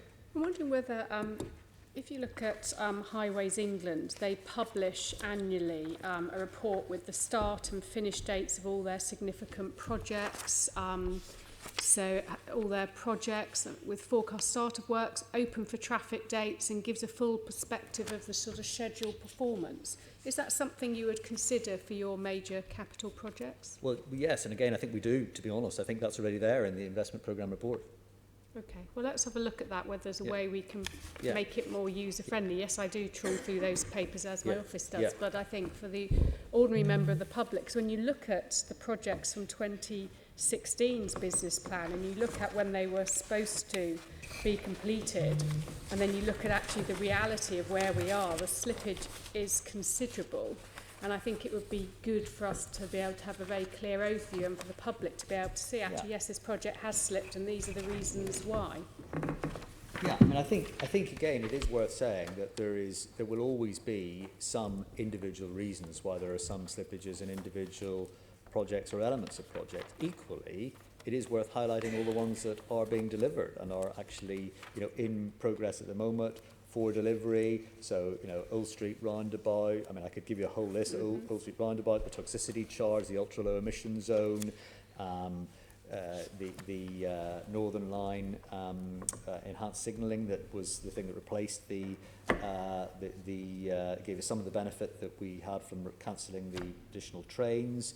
The bus Euro 6 compliance for all the bus fleet, all of those absolutely on track and on target. So there's a huge list of things that are on track, on target, and have a real success attached to them. There will be some that there's been, for all sorts of reasons, some challenges in delivering. But nonetheless, it is worth just looking at both sides of the coin, I think. Oh yes, absolutely. But some of the bigger sort of investments, step-free access, DLR rolling stock, Jubilee line upgrade, all those things are considerably delayed. I'm wondering, do you think, and maybe it's not for you, Mike, maybe it's for your successor, that it might be something in their in-tray to look at TfL's performance reporting, seeing whether it is fit for purpose, whether there's other examples from elsewhere that you could look at just to make sure it's totally transparent to the public? Of course, I'm always happy to look at examples elsewhere. I think we do look with Network Rail, with Highways England, with other similar organisations in terms of programme delivery.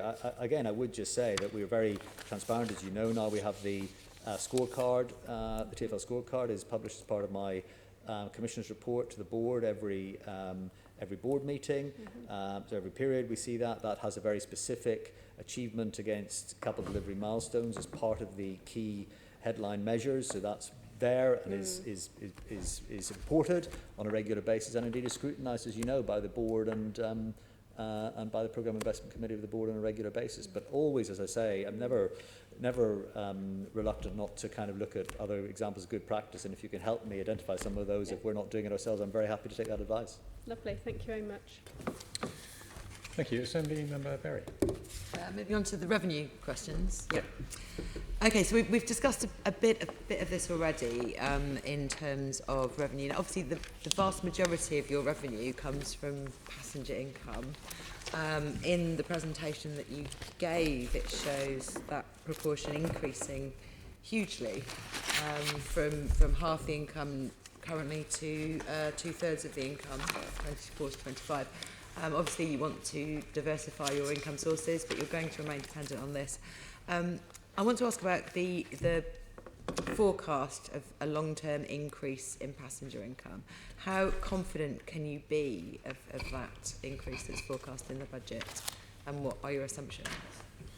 So there's two parts. First of all, the Elizabeth line itself is responsible for the majority of the increase in that revenue. You know, we are expecting the Elizabeth line to add 10% to the capacity of the overall tube network, and we're expecting over this business plan period for that, the Elizabeth line income to wrap up quite quickly as soon as it opens, and we'll be doing everything we can to ensure that's the case. By the end of the plan, that sees the Elizabeth line net deficit move from 270 million of a deficit to over a 300 million contribution, so a 500 million net improvement in our revenue position comes solely from the addition of the Elizabeth line. Then the rest of the income comes through both the capacity, additional capacity that's already been delivered. So as we know, the re-signalling of the subsurface line together with the additional trains, the Barking Riverside extension, the Northern Line extension, the Victoria Line, and Bank Station capacity upgrade projects provide the capacity. The demand then, we are not economists, we don't seek to be. We take the forecasts, as we've said, from GLA, from HM Treasury and the ONS. We've taken the worst case forecasts in each of the last 2 years to assess the level of demand, and we've taken this committee. Some of you were able to attend a session with our head of fare revenue where we took you through the economic models of how we do those things. We then also look at the work that we have to carry out on the network. For example, sometimes when we have to upgrade some of the lines and the impact that might have, and those demand figures and then the fare revenue assumptions come together to deliver the fare income assessments we've got in the plan. As I said, we and you yourselves last year, and certainly our board, have challenged us to be cautious over the assumptions we're making. I can tell you, for example, that we are anticipating no underlying demand increase on London Underground for the next 3 years, and then only a small increase thereafter. So by the end of the plan, we get back to about 1.5% increase when the capacity upgrades come on. Now, some of that is complicated by abstraction from the Elizabeth line, but again, we will, as part of what you write to us for, we can give you a full exposition of what that is, but we have got very cautious assumptions based upon economic experts modelling for the inputs, and then we have our fare revenue assumptions, and it is our business planning assumption that we will increase fares from January 2021 for the remainder of this business plan term that we overlay on top of those demand assumptions. And that's an RPI increase? There's an RPI plus 1 increase RPI on plus average. 1. Okay, that's useful to know. It would be great to get just a bit, because I do remember the session where we sat down and examined the assumptions. One of the things that's in the underlying trends is a reduction in people coming, as you talked about before, people coming from outside of London for leisure visits. And you've said you're working with London and partners to try and encourage people to come more. and advertise London's attractions to people, and that would make a difference to that. But you've not assumed that that has any effect, therefore, in your... So there's huge sort of complex modelling that goes on behind. There is, we've seen the Travel Yeah, in it's London... not just fix that problem, is what I'm No, saying. but the Travel in London report set out that across different age demographics there are different trends that are happening. We have seen a net reduction in the number of people aged under 35 in London, partially we think, but there's no economic evidence because our fare revenue comes through before the economic evidence catches up, that is partly to do with the cost of living.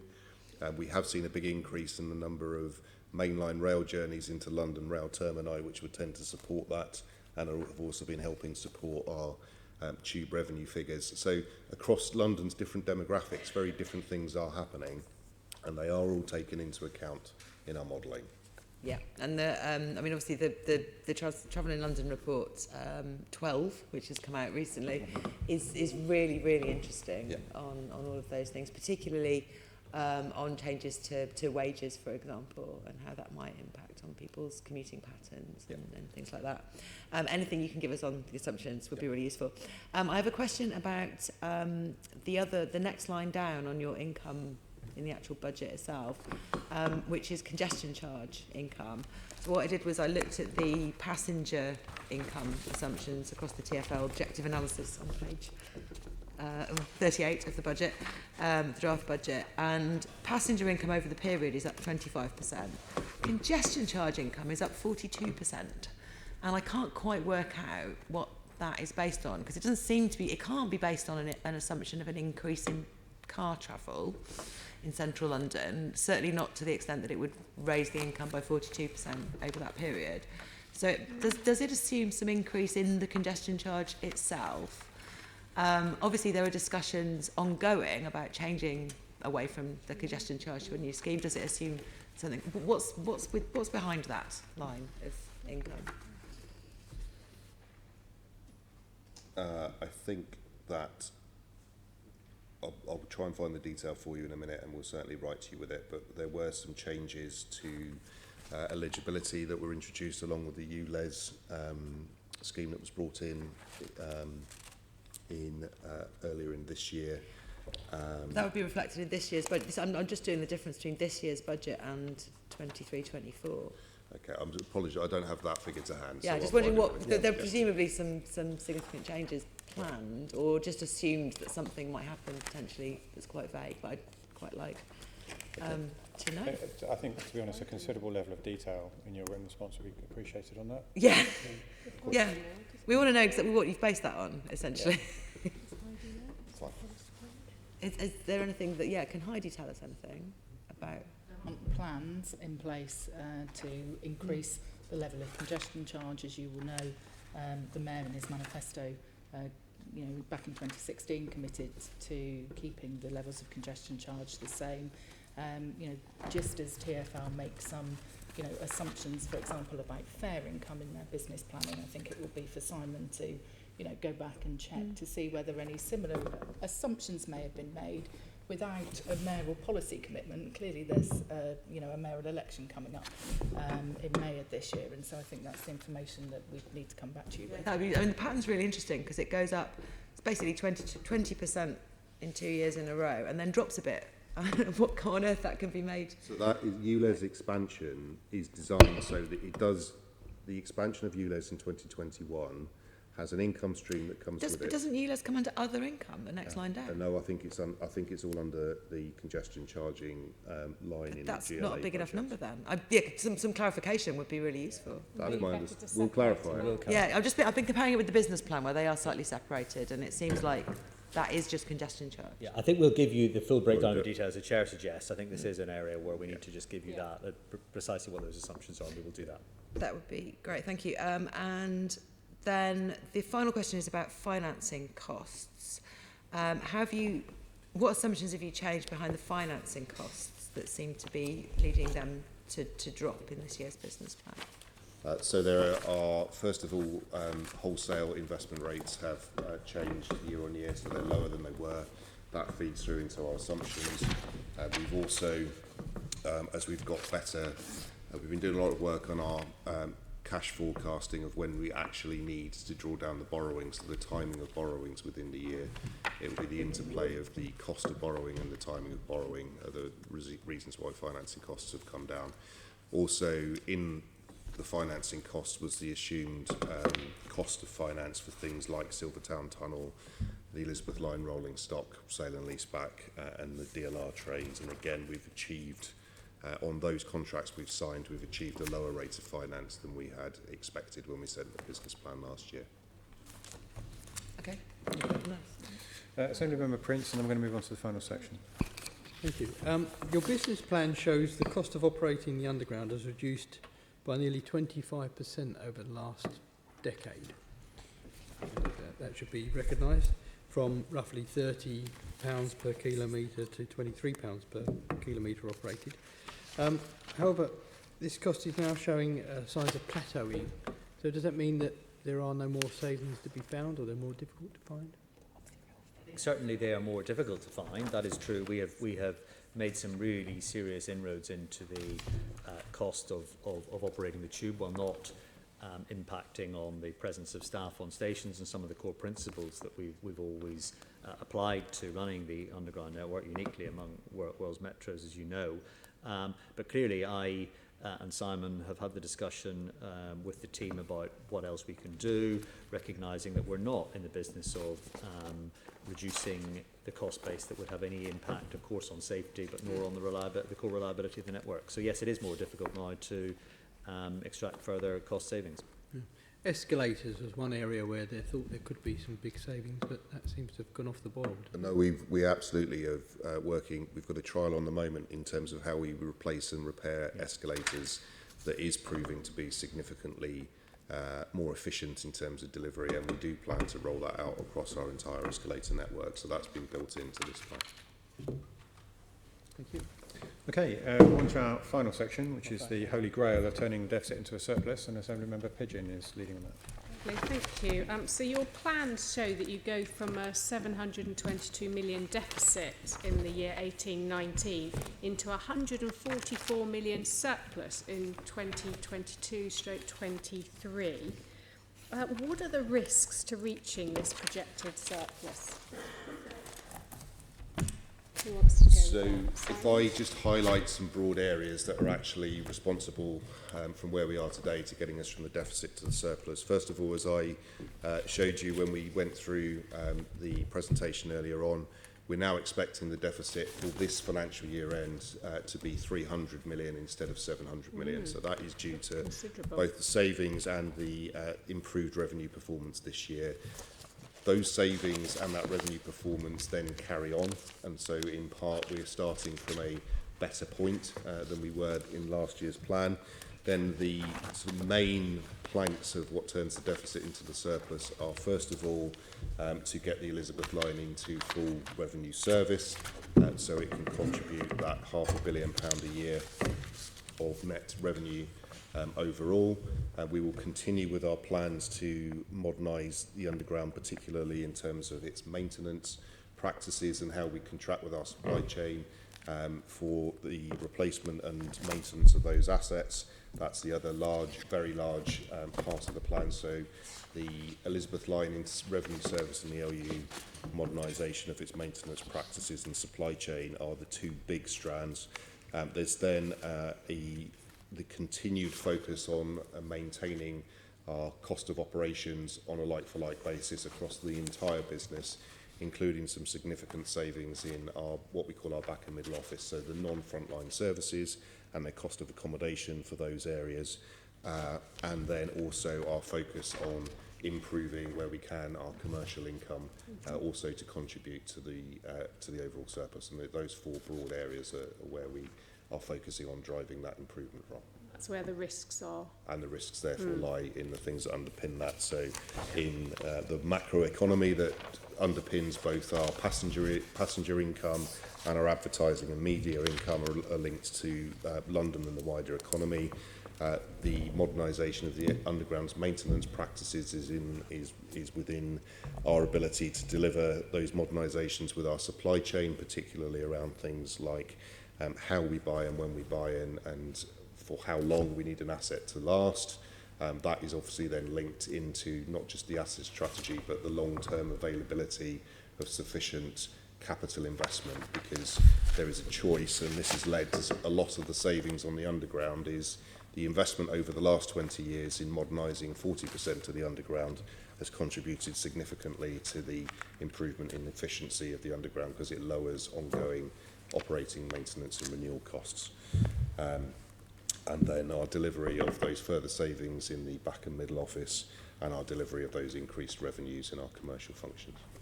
One of the risks you mentioned is obviously the Elizabeth line, which is the first one you mentioned. It could be further delayed. Passenger numbers may not meet expectations. What happens in those scenarios? Well, so we had a independent body look at the forecasts for the Elizabeth line a couple of years ago. I think, Mike, we will rerun that independent analysis this year, and we'll feed any output from that into the 2020 update to the business plan. Alter the plan So we'll feed it into the plan, but that showed that the forecasts were at the for the Elizabeth line trajectory were at the lower end. So again, they were cautious rather than overly optimistic. There was a 10% tolerance around those forecasts at the time at which they were run, but we'll rerun that and feed that into next year's business plan. But you are quite right to raise it. On the demand side, that it's really imperative that we do that. But of course, a lot of those factors are, notwithstanding the timing of the opening of the Elizabeth line, but other factors in terms of macroeconomic conditions and London's employment rate and everything else is sort of outside of our direct control, which is why it's very important we do have that remodelling. But the real imperative, just to emphasise in terms of the cost-saving programme going forward, is just to remind you, as you will certainly know, that the vast majority of our spend across TfL, sort of 80% at least of our spend, is on our external supply chain. It's not on our direct staff costs. So it's really important that when we talk about maintenance, modernisation and on the underground and other things, that it is around working more effectively, as Simon alluded to, with our supply chain to ensure we absolutely get best value for money, that we operate a proper materials and stores provision arrangement, for example, which hasn't always been as disciplined as it might have been. The fact you've got new assets increasingly coming on board gives you an opportunity to refresh all of that with the supply chain. So those are, on the other side, it's very important we are extraordinarily disciplined in the application of the cost savings from the supply chain. Also, things like when we had the 2012 games, everyone was very efficient then. It's making sure we don't lose some of the new ways of working then that came in that were very efficient. Yeah. But how much flexibility do you have in your plan? Are there lines of expenditure, for example, that you could reduce if your income forecasts turn out to be overly optimistic? So as with last year, where we said to you that we plan on the basis of a 2 to 3% range around our revenue forecast, we continue to plan on that basis. And over and above that, the level of cash, as we talked about earlier, that we've been holding would cover some of the greater revenue risks were they to materialise over the course of the next 12 months. So that gives you an additional buffer in case. Okay, and then finally, we've looked at your stress tests that you've developed, and it really does show potential downsides really increasing 22, 23 and so on. Doesn't that stress test demonstrate to you that perhaps you're being a bit overly optimistic? Well, as you'll see from the stress test, they peak at 1.2 billion, which is around the same number that we're holding as our minimum cash reserve. Right. So that is there if those so as a result, this is partly as a result of this, that's why you've increased that reserve. Okay. I think it's also worth saying, though, if I may, Chair, just I know you want to move on, but just to say that actually our track record on the cost saving on operations is really quite significant, and therefore there is some credibility that I think accompanies our ability, our statement that we can continue to make inroads into our costs going forward, because actually we have outperformed to the extent that Simon and I recommended a readjustment of the year-end position for this year because we were significantly overperforming in terms of our cost-saving programme, and I wanted to ensure the organisation was continuing to be stretched on a new reality of projected forecast for year-end. Thank you very much. Okay, any other members?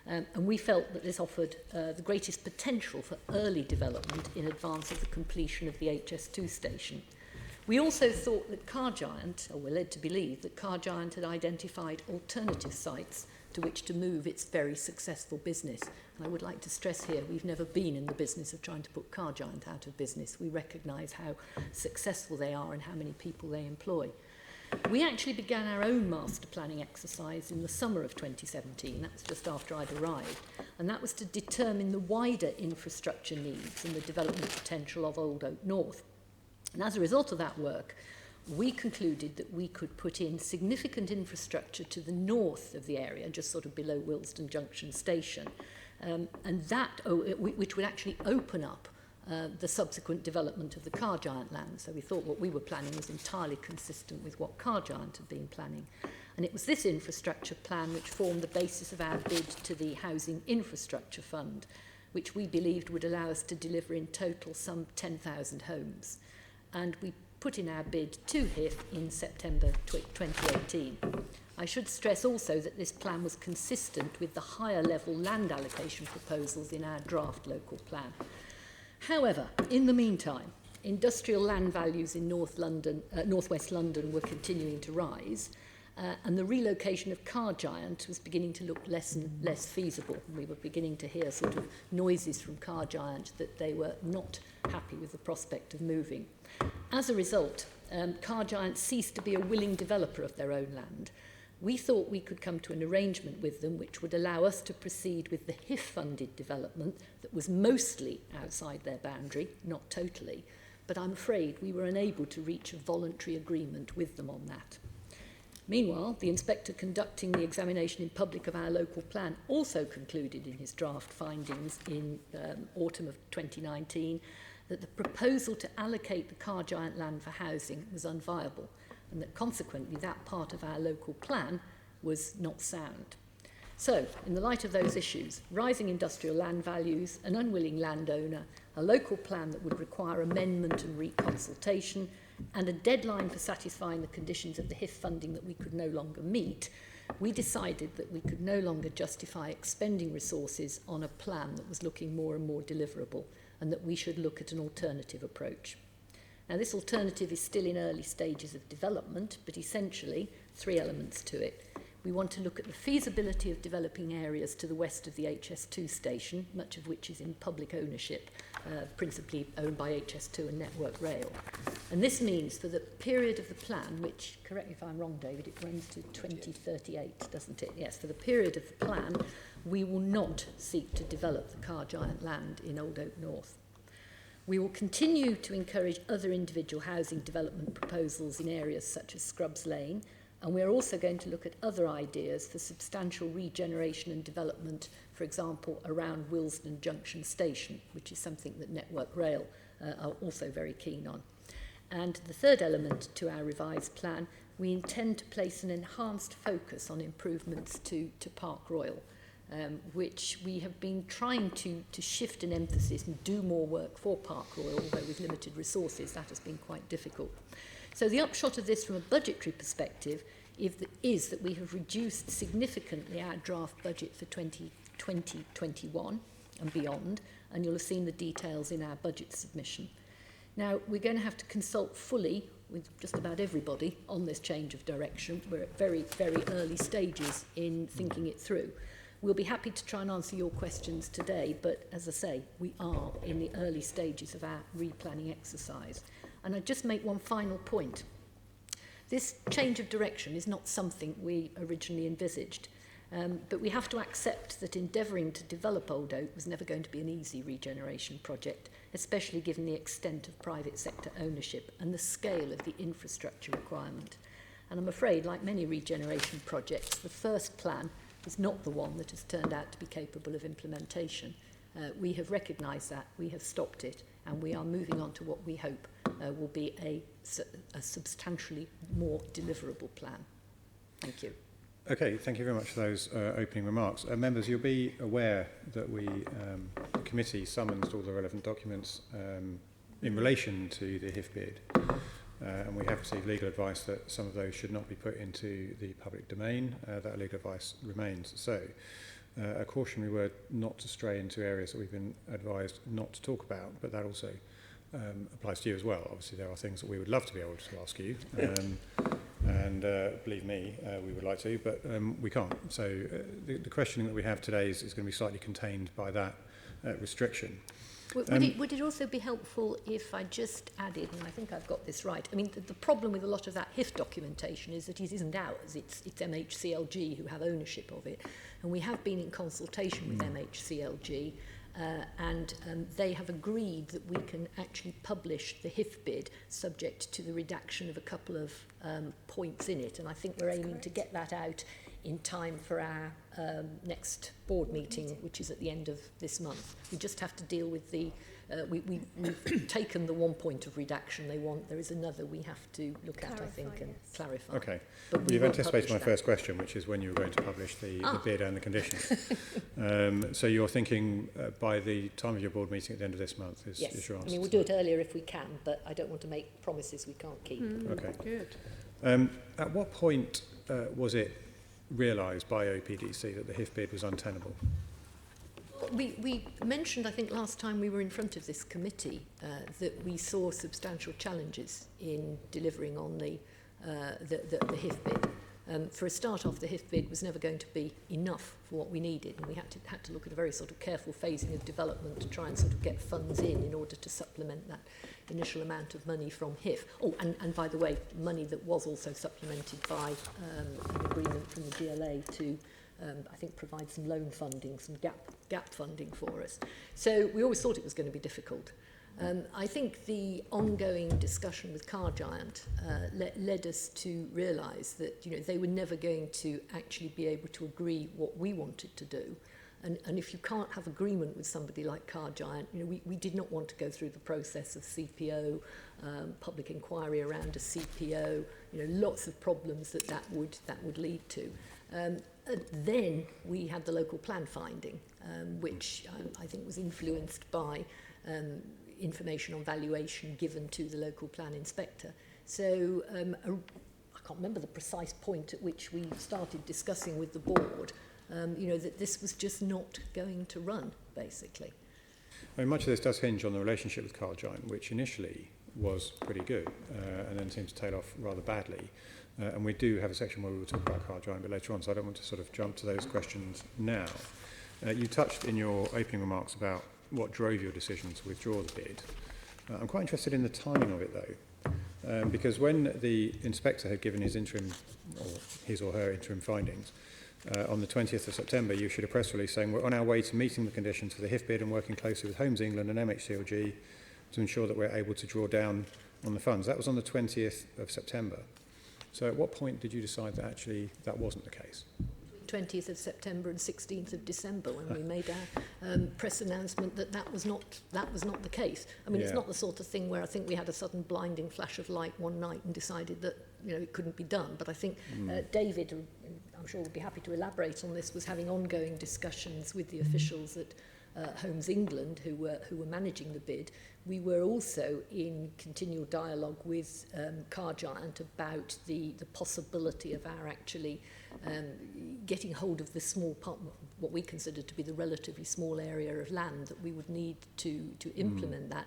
But I think we were always aware also that given Car Giant's unwillingness to see them, or given the unlikelihood of the main part of their site coming forward for quite a long period of time, that also fundamentally affects the BCR, the business cost ratio, for the way in which the HIF bid had first been considered. We did not want to proceed with the HIF bid sort of under false pretences, making false claims that we would deliver 10,000 homes in total if we knew we weren't going to be able to during the period on which the BCR calculation had been based. So between that period, through ongoing iteration and through discussion with Homes England, and indeed informal discussions with members of our board who are well acquainted with the difficulties of major redevelopment, we formed the conclusion that that was the way we needed to go. Okay, so bearing in mind that we have the documents and we've read them, and they predate September the 20th, I'm not going to obviously disclose what's in those documents, but you want to stand by the accuracy of that press release on the 20th of September. We were still hoping at that point that we would be able to salvage enough of the Phase 1A development to meet the conditions in the HIF bid. We had also at that point, and again, you'll have to help me, didn't we go back for further clarification to the inspector? Because there were some elements in the inspector's report which we felt were less than clear and less than specific, and we wanted clarification of those, and I think we determined very quickly that the inspector was not going to shift, and the way he clarified it was pretty firm in terms of the not willing to allocate for housing the actual car giant, the principal car giant site. That's right, isn't it? That's right. I mean, I think that, there were a number of discussions and clarifications that we needed to see once we had the inspector's report. One, as you rightly say, Liz, was further clarification from the inspector.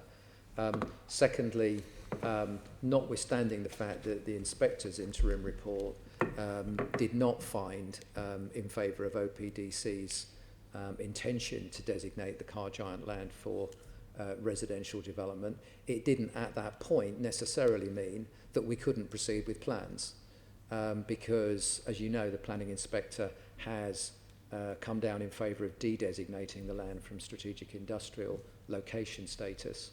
So what that meant is that we needed to have some conversations with legal advisors and property advisors to see whether our plans could still stand in the absence of a formal designation of that site for residential development. We also needed a series of conversations with Homes England as the custodian of the HIF and with the parent department, MHCLG, as well as a number of discussions, as Liz has already explained, with OPDC board members. So, as at the point where the inspector produced his report, that clearly changed circumstances, but it didn't necessarily lead us immediately to conclude that we should abandon the HIF and abandon the Phase 1A plans. But that's quite a long way from saying we are on our way to meeting the conditions of the HIF bid, isn't it? I mean, that suggests that everything's on track and it's all going very well. It's like saying that the Titanic was on track to reach New York after it hit the iceberg. Well, you're still pointing in the right direction. Or Crossrail opened in December 2018.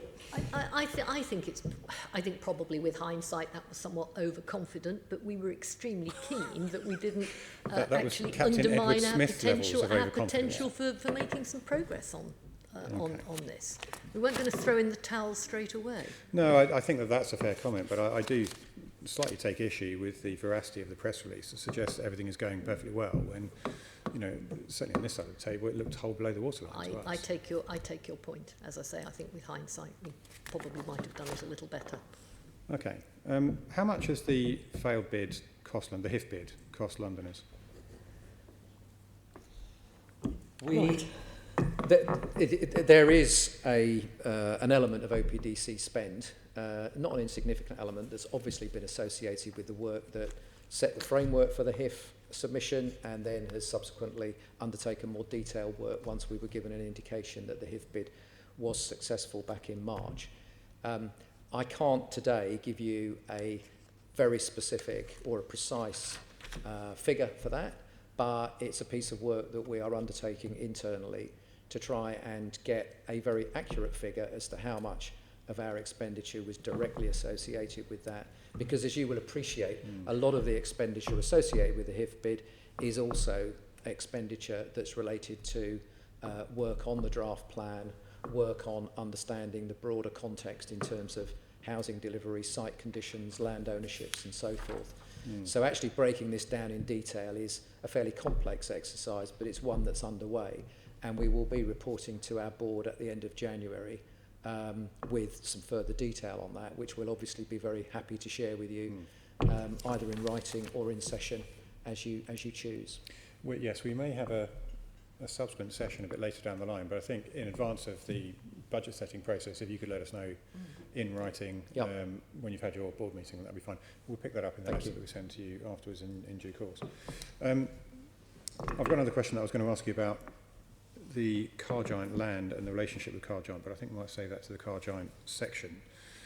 So I'm going to move it on now and talk about governance. Assembly Member Pidgeon? Yes, I wanted to pick up the issue of governance, and you had a board meeting scheduled for the 21st of November, which you cancelled. So how did the board sign off on your budget and your change of direction? So we were advised by the GLA that we should cancel well, we took advice from the GLA with regard to holding a board meeting during the pre-election period, and we were advised to cancel it. But we were at the same time going through this sort of reforming of our ideas. We held an informal briefing session for board members and explained to them how our thinking was developing on the 20th. No decisions were made at that because it was not a formal board meeting. It was simply an informal briefing session. Of course, the problem was that we had also run up against the budget submission process, and we had to put in some numbers by the 16th of December. So what we said to the board was that on the basis of the informal briefing session, which did not constitute firm decision taking, we would put together a draft budget which I would then seek the board's approval to through the urgency process, which I duly did. So the board received notification of our revised budget, which of course reveals that it's clearly based on the fact that we are not going to be proceeding with the Phase 1A plans. So it didn't come as a surprise to them when they received that, because they had attended an informal briefing. But we will now go back to our board on the 30th of January, which is the next scheduled meeting, and we will have a proper, full and open discussion, and this will of course be in an open forum where members of the public are able to attend. We will have a full discussion around the alternative plans. Explain to me the urgency process, just for the record, so that this is how you're going to help me with that, Jasper? So as per our scheme of delegation, the chair can, under the urgency process, seek to make a decision, and that decision is effectively made via email. So board members were asked to review and consider the budget documentation that was published on the 16th of December, provide us with any comments, and based on feedback, the chair took the action to publish the budget on the 16th of December. So that documentation that has now been published was circulated to the board, and they were able to say yes, happy with this or not. Yep. That's correct. Yes. So they weren't really able to amend it particularly because they'd had an informal briefing. So were members of the board able to feed in at that point? Nobody did seek to amend it because I think they understood the basis on which it had been put together as a result of having had the informal board briefing. So the informal board briefing, is that when you first started discussing with the board not to proceed with the HIF bid and your change of direction that you're now working on? That was with, the full board, as many of the board has turned up on that particular day. We had already had some discussions with individual board members, because I think, as I've explained to the Assembly before, we've recruited a number of our board members because of their expertise in property development and regeneration and investment. So we certainly shared some of our emerging thinking with those who have that particular expertise, just to seek their views on what we were doing. And did any board members dissent? No. So it's unanimous, everyone agreed with this new Well, direction. everybody heard what we said, and given that it wasn't a decision-making board, nobody sort of said, shock horror, we need to carry on with the original plan. And then we continued with our budget preparation on the basis of the revised plan. And then there's plenty of opportunity for the board to take a different view when we meet at the end of January. And then the urgency process to get the budget submission, which has the change of direction in. Did any board members dissent to that? No. Or provide comment on it, or they just agreed it? No. Agreed. They agreed it. Okay. Let me just think through the process, because clearly when significant public money is involved, you need to have a very clear, open, transparent process, and we need to make sure that everything's on record. Effectively, this has been done offline, hasn't it? Well, I think part of our problem here was just an unfortunate sort of coincidence of circumstance. So ideally, I would have liked to have had a board meeting. Well, we at a public board meeting in November, we would have probably still been early days for actually discussing our proposed change of plan in public, because we would have no real sort of meat to it. They were ideas. But I would have probably waited until January to have a proper public open board meeting at which we discussed in full a potential change of plan. The trouble is we couldn't do that. We couldn't make a budget submission based on our previous plan because that would have been ridiculous. It would have been the wrong number. So we were driven by the fact that the budget setting requirements of the GLA said you have got to put in a number and we are going to publish it on 16th of December. On the 18th. Sorry, 18th. Okay. So, of course, as soon as we reveal what that number is, it is quite obvious that our plans have changed. So that's why we had to make an announcement, and we had to be clear that our board were aware that we were going to, were behind us in making that announcement and supported it. So it was absolutely not ideal. I would have preferred not to do that before Christmas. I would have preferred to let the officials work on working up the details of the alternative plan, for us to have a proper public board meeting in January when we discussed it, and for us to then put a budget together on the basis of that following the board meeting. But life wasn't like that. I'm afraid we had to follow the GLA budget setting process. Understand. And I should stress, this is a draft budget. We have to put in a number. We did. I understand the timing didn't work very well with all these decisions, but LLDC had a public board meeting to consider its budget submission in the pre-election period. Why didn't you follow what they were doing as a more established... I followed the advice we were given by the GLA. I wasn't aware of what LLDC were doing. LLDC, they met in public on the 19th of November and they considered its budget submission. Well, I suppose part of the difference here was that our budget submission was potentially controversial in terms of signifying a change of direction. And we had been told, I think the advice was that we should not have a meeting that was potentially politically controversial during the period of PERDA. Okay.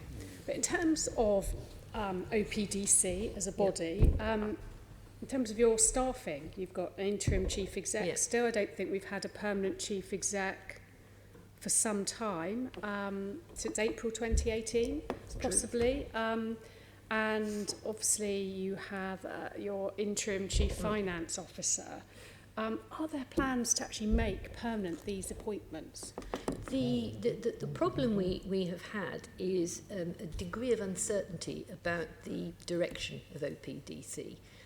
We didn't actually get confirmation of our HIF bid until March, so we'd had a long period. Actually, I think it's fair to say we'd had an interim before that. After Victoria left, we did an interim promotion of our Director of Planning to acting Chief Executive. We felt it was difficult to go out to the marketplace for a Chief Executive, a substantive CEO post, until we had a degree of certainty. We got the HIF bid in March. Just before that, actually, Mick, who had been our interim, left. We started a process of recruitment, but in the meantime, I asked for the GLA's help, and they very kindly allowed me to have some of David's time. It became increasingly clear that we had some big challenges around the future of what we were trying to do, and then the whole issue of doubt around HS2 came in as well. It is very difficult to persuade people to give up an existing job to come and work for you when you have so many doubts about your future. As it happened, I was then able to prevail upon David to devote 4 days of his time to OPDC. And given David's background and experience in this whole area of housing and regeneration, I have to say 4 days of David's time is probably equivalent to about 6 of quite a few others. You can send me the cheque later for that. So to be honest, David's presence has been really, really helpful for us during this period. If we can get our change of direction fully agreed, if we can plan out what we're going to do, if the government remove the uncertainty about HS2, and I don't know whether you want to talk about that, but I don't think we should underestimate the difficulties that causes us, then we will look for, we will go out and recruit a permanent chief executive, because then I'll have something to offer somebody who's going to have to give up another job to come here.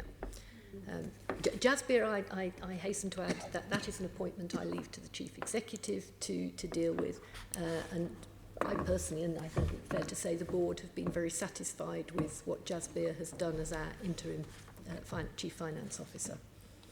Given all the issues that OPDC have faced and are still facing, are you confident that your governance is fit for purpose? Yes. No hesitation there at all. No, I believe, I mean, I know we have not had unmitigated success so far, but that is because this is an intensely difficult regeneration project that we are trying to deal with. With hindsight, there are things that may have been done differently. I always accept that. We're never 100% right. You might get into one or two of those as we go on. But I think we have a very energetic board. I have very good people on the board. The element of the board that I recruited specifically to look at the property investment side of things is doing exactly what they were hired to do and looking very searchingly at all of this. I would have to say that the board supported our previous line in how we would deal with the Car Giant land, how we would integrate Car Giant's proposed development with our own master plan. That has not turned out to work, but we're not the first big project to have a setback like that. Sometimes you take as a path which turns out not to have been the right one. I think it's interesting just how you talk about this whole project is the board took our line. Well, you are the board, you're chair of the board, so there has to be some differentiation between the management team and you as chair and the board, because you're there as the challenge, the check, the balance. Yes, I think that's true, and the board does exercise challenge, which is why I recruited particularly the property experts that we have, and indeed they do challenge. I think it might be fair to say that they would at certain stages have wished to take an even more aggressive line in terms of acquisition of land than the team proposed to us. But we ended up at a solution that the board thought was the right one. And in terms of your senior management, do you think that's fit for purpose? I think the senior management, and we can ask David to comment on this, it has not been easy over the last 6 months, or certainly before we managed to persuade David to come in for 4 days a week. I think the senior management were suffering from the lack of strong CEO direction, and this is something that I think David has very much remedied. And I think what we have now is it's a small but small taut senior management team. As and when we develop, had we been able to progress the HIF bid, we would have had to expand that team, and we had plans to do so. When we started to expose the difficulties with implementing the HIF bid, we put those expansion plans on hold because there was no point hiring people if you didn't know exactly what you were going to be asking them to do. As we reformulate our plans, we will ask David to come up with an alternative staffing structure which the board will look at, firstly through its Noms and Rems committee and then at full board to make sure we have the right people. I think it's the conditions of the HIF bid and the planning inspector who exposed you why you couldn't deliver it. Rather than you uncovering it. The planning inspectors views, I believe, were based very much on a set of valuation evidence which was supplied by other parties. We also had a set of valuation evidence which didn't say exactly the same thing. Valuations are not a precise science in the property world. The advice from our planning team and indeed the planning committee of the OPDC was that our local plan was sound and should be pursued. The planning inspector took a different view. And overall, just finally, are you confident that OPDC is fit for purpose overall in terms to deliver whatever your future development is? Yes, I believe we know what sort of people and what sort of team we will need to deliver the ideas that we are at the moment formulating, although we don't have the precise plan until we can actually see what those ideas are going to comprise, and frankly, until we get rid of the uncertainty around HS2. Okay, thank you. I've got a supplementary from Assembly Member Shaw, if you want to move into your main set of questions after this. Yes, indeed, I'll do that. Before we move on to my main line of questions on budget-related issues, I'd like to go back to a couple of points. One is about senior staffing. Liz, I remember, I think it was at the last plenary session we had, mid to late last year, I raised the issue about the two interim positions, the CEO, etc. That time you indicated that you would have a clear arrangement and possibly people in position by the end of the year. That obviously hasn't happened, and I can see what your response will be in terms of the uncertainties, etc., that you had. But what I'd like to put it to you is that isn't it important that this should be one of your priority? Because we are looking at top two sort of very senior-most positions for the organization, which gives you stability. It gives you a sense of long-term, well, short and long-term direction as well, and indeed a very strong leadership at that level. Now, in your response, you have not mentioned, I mean, you've given reason as to why we are where we are, but you have not indicated what is your thinking now in terms of making these appointments permanent, or what actually you're going to do and what your time frame is. As far as I'm concerned, wherever you are with the project and what you're going to deliver, it is critical that you deliver with the leadership team in position or not interim. I mean, you mentioned David, I believe, is still sort of part-time in the sense, I think, did you mention 4 days a week? Now that, again, I'm not sure it is sufficient or not, but whether it's sufficient or not, it also has indirect impact on the GLA as well, because David holds or did hold a key position with land and assets at GLA. So, to me, this is all very unsatisfactory, that you do not see these two positions as something which should be a priority and that you should really recruit and have that stability. I did start a recruitment process when Mick Mulhern left. I have to say that none of the people that were lined up for me by the search firm that we used were of the calibre of David, and that was sort of one of my benchmarks in a way. But by the time I had come to that conclusion, or by the time they had done their work and lined up various people for me to think about, we had moved into this period of uncertainty when I was actually able to agree with David that he would devote more of his time to the job. Frankly, having watched what he has done in terms of managing, motivating, organising the team, I don't think we could have asked for any more.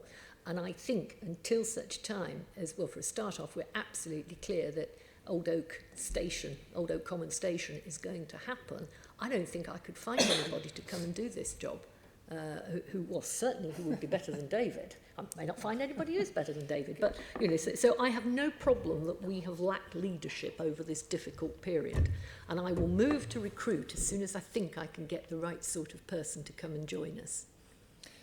Can I just jump in and just add to that as well? I mean, because I think it's important to point out that the OPDC is not entirely reliant on interims at a senior level. In fact, since I started working for OPDC back in March or April, we've recruited a director of land and property who is exceptionally talented and experienced and a very important part of the team.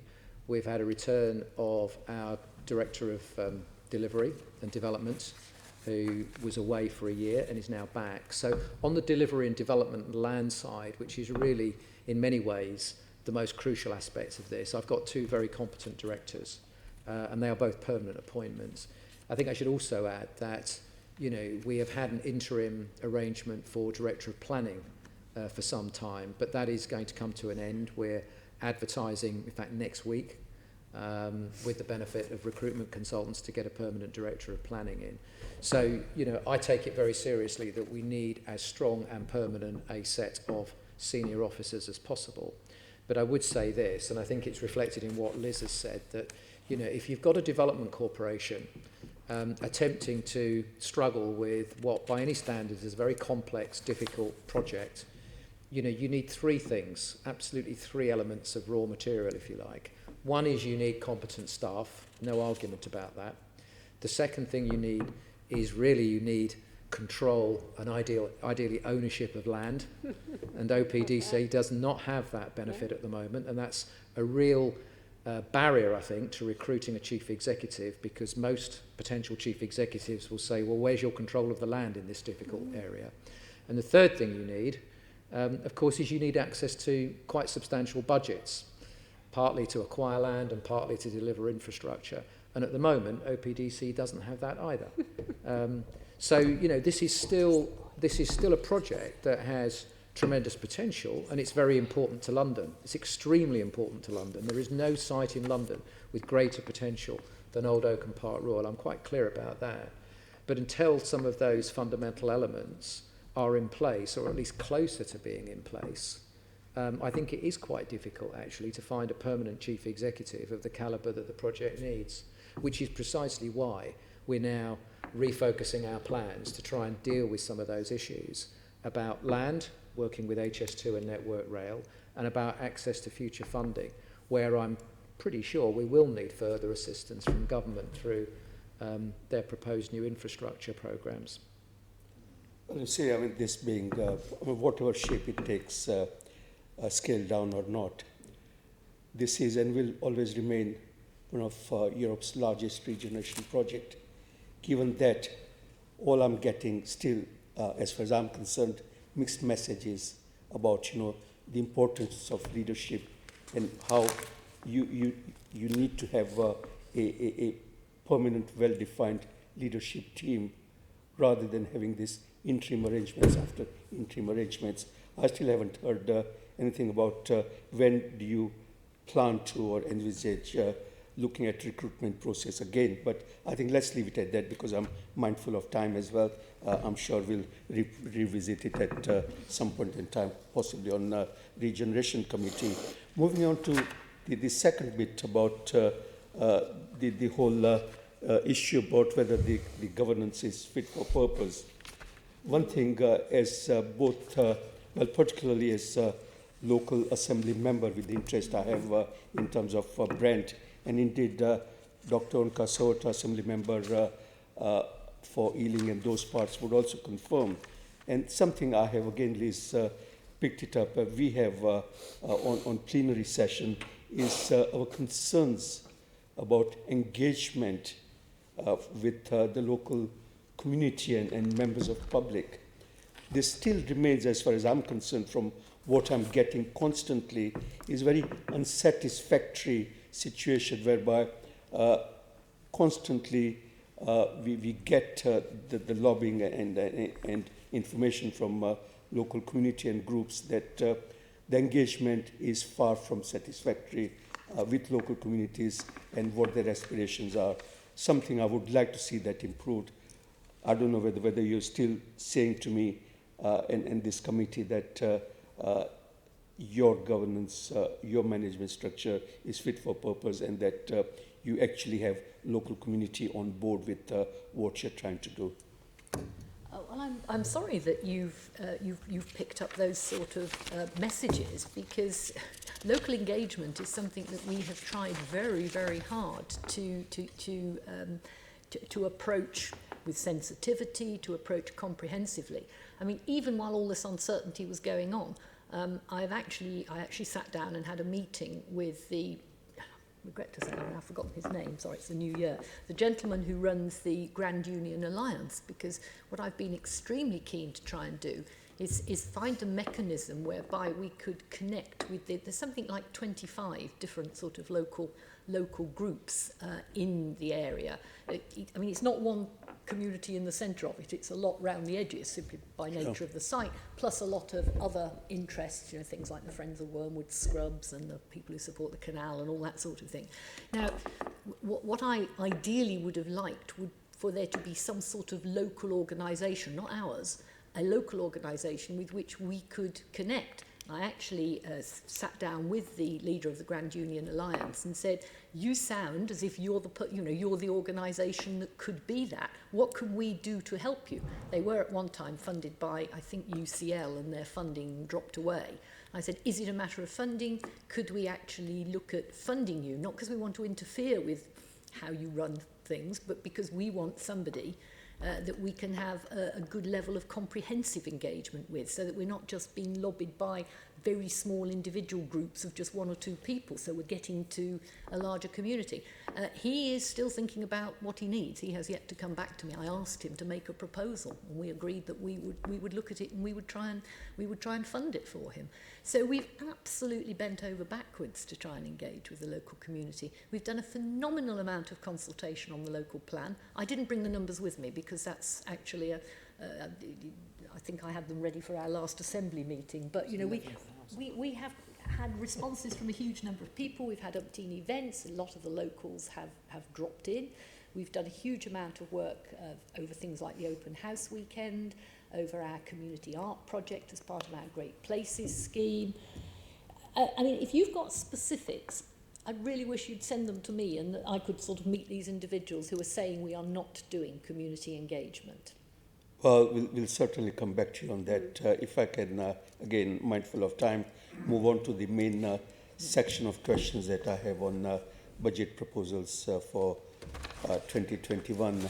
The headline question is, with the exception of the housing infrastructure funding bid, what were the difficult choices that you faced going into this year's budget?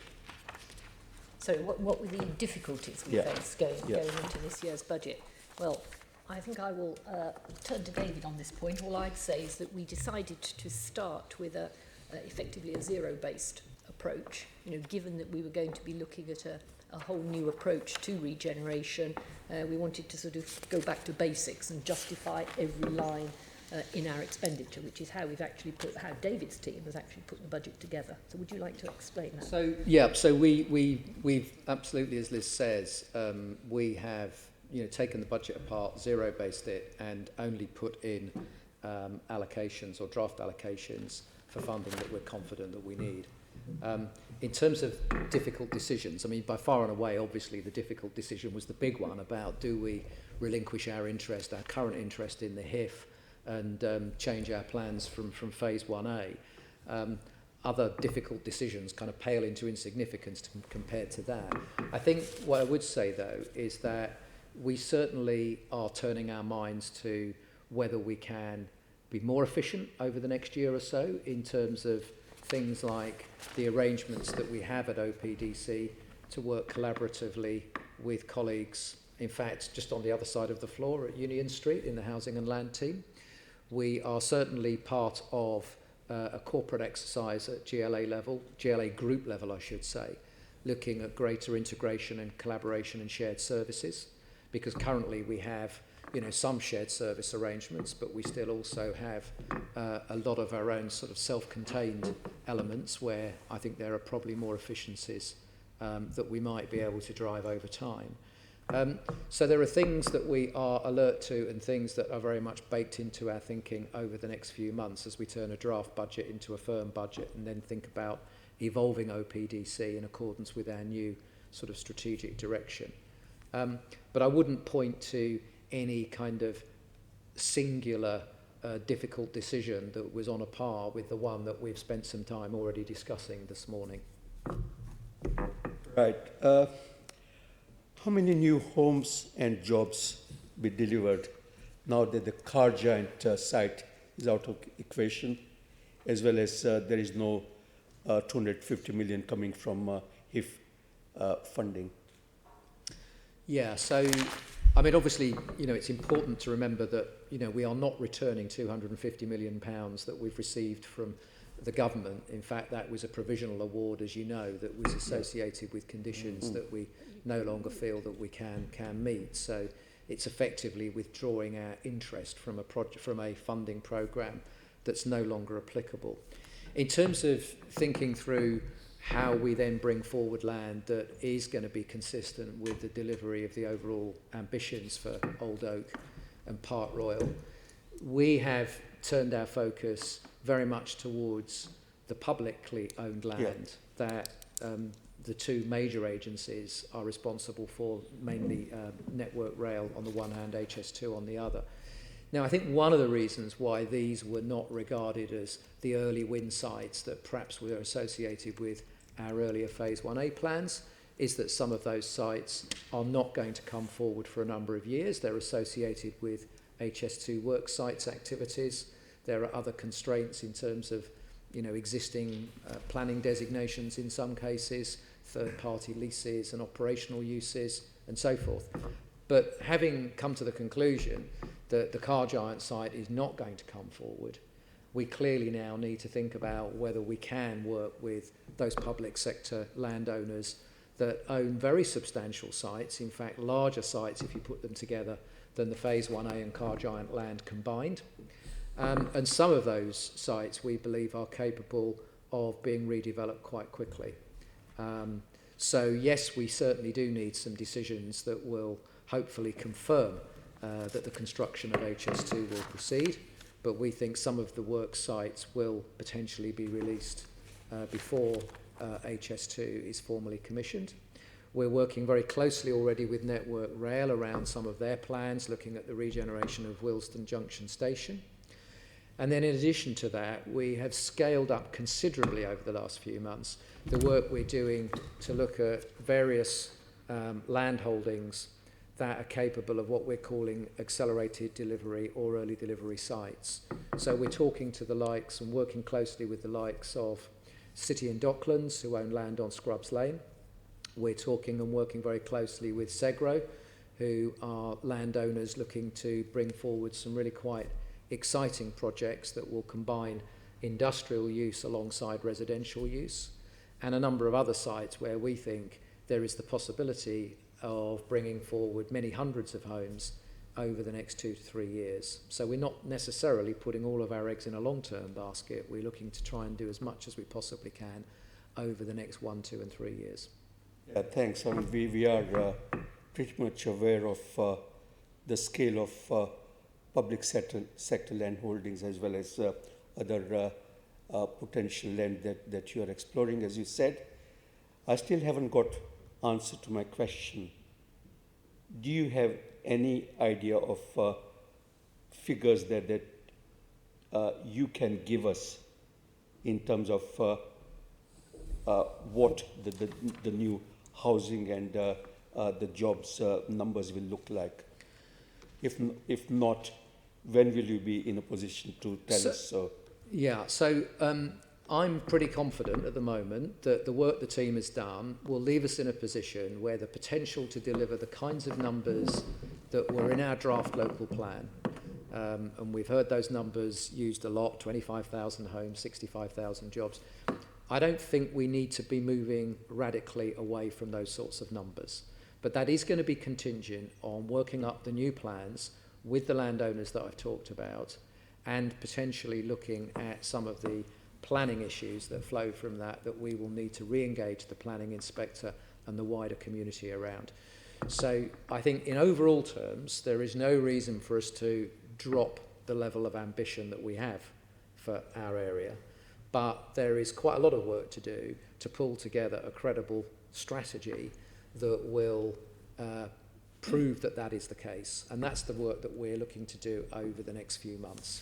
And I think from a board perspective, when we were discussing beforehand, what we would say in this session, I'm very keen that we're not immediately, from a board perspective, I don't want David to sort of publish numbers before he's got a degree of certainty that that's what we can actually do.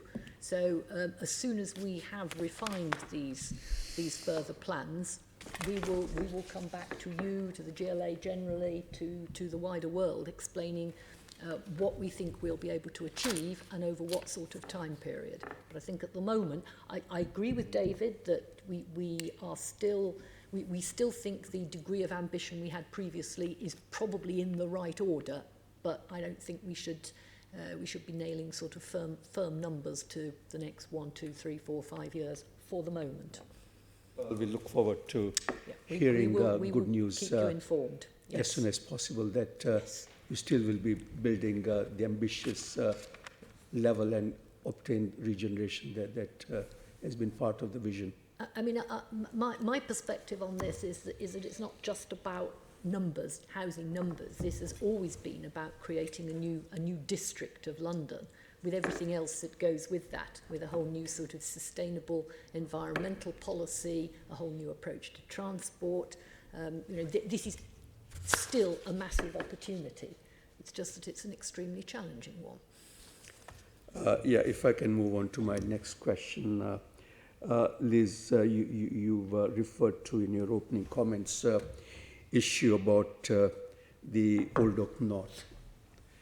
Can you tell us what alternative plans you have for opening up Old Oak North, and how will the required infrastructure for that will be funded?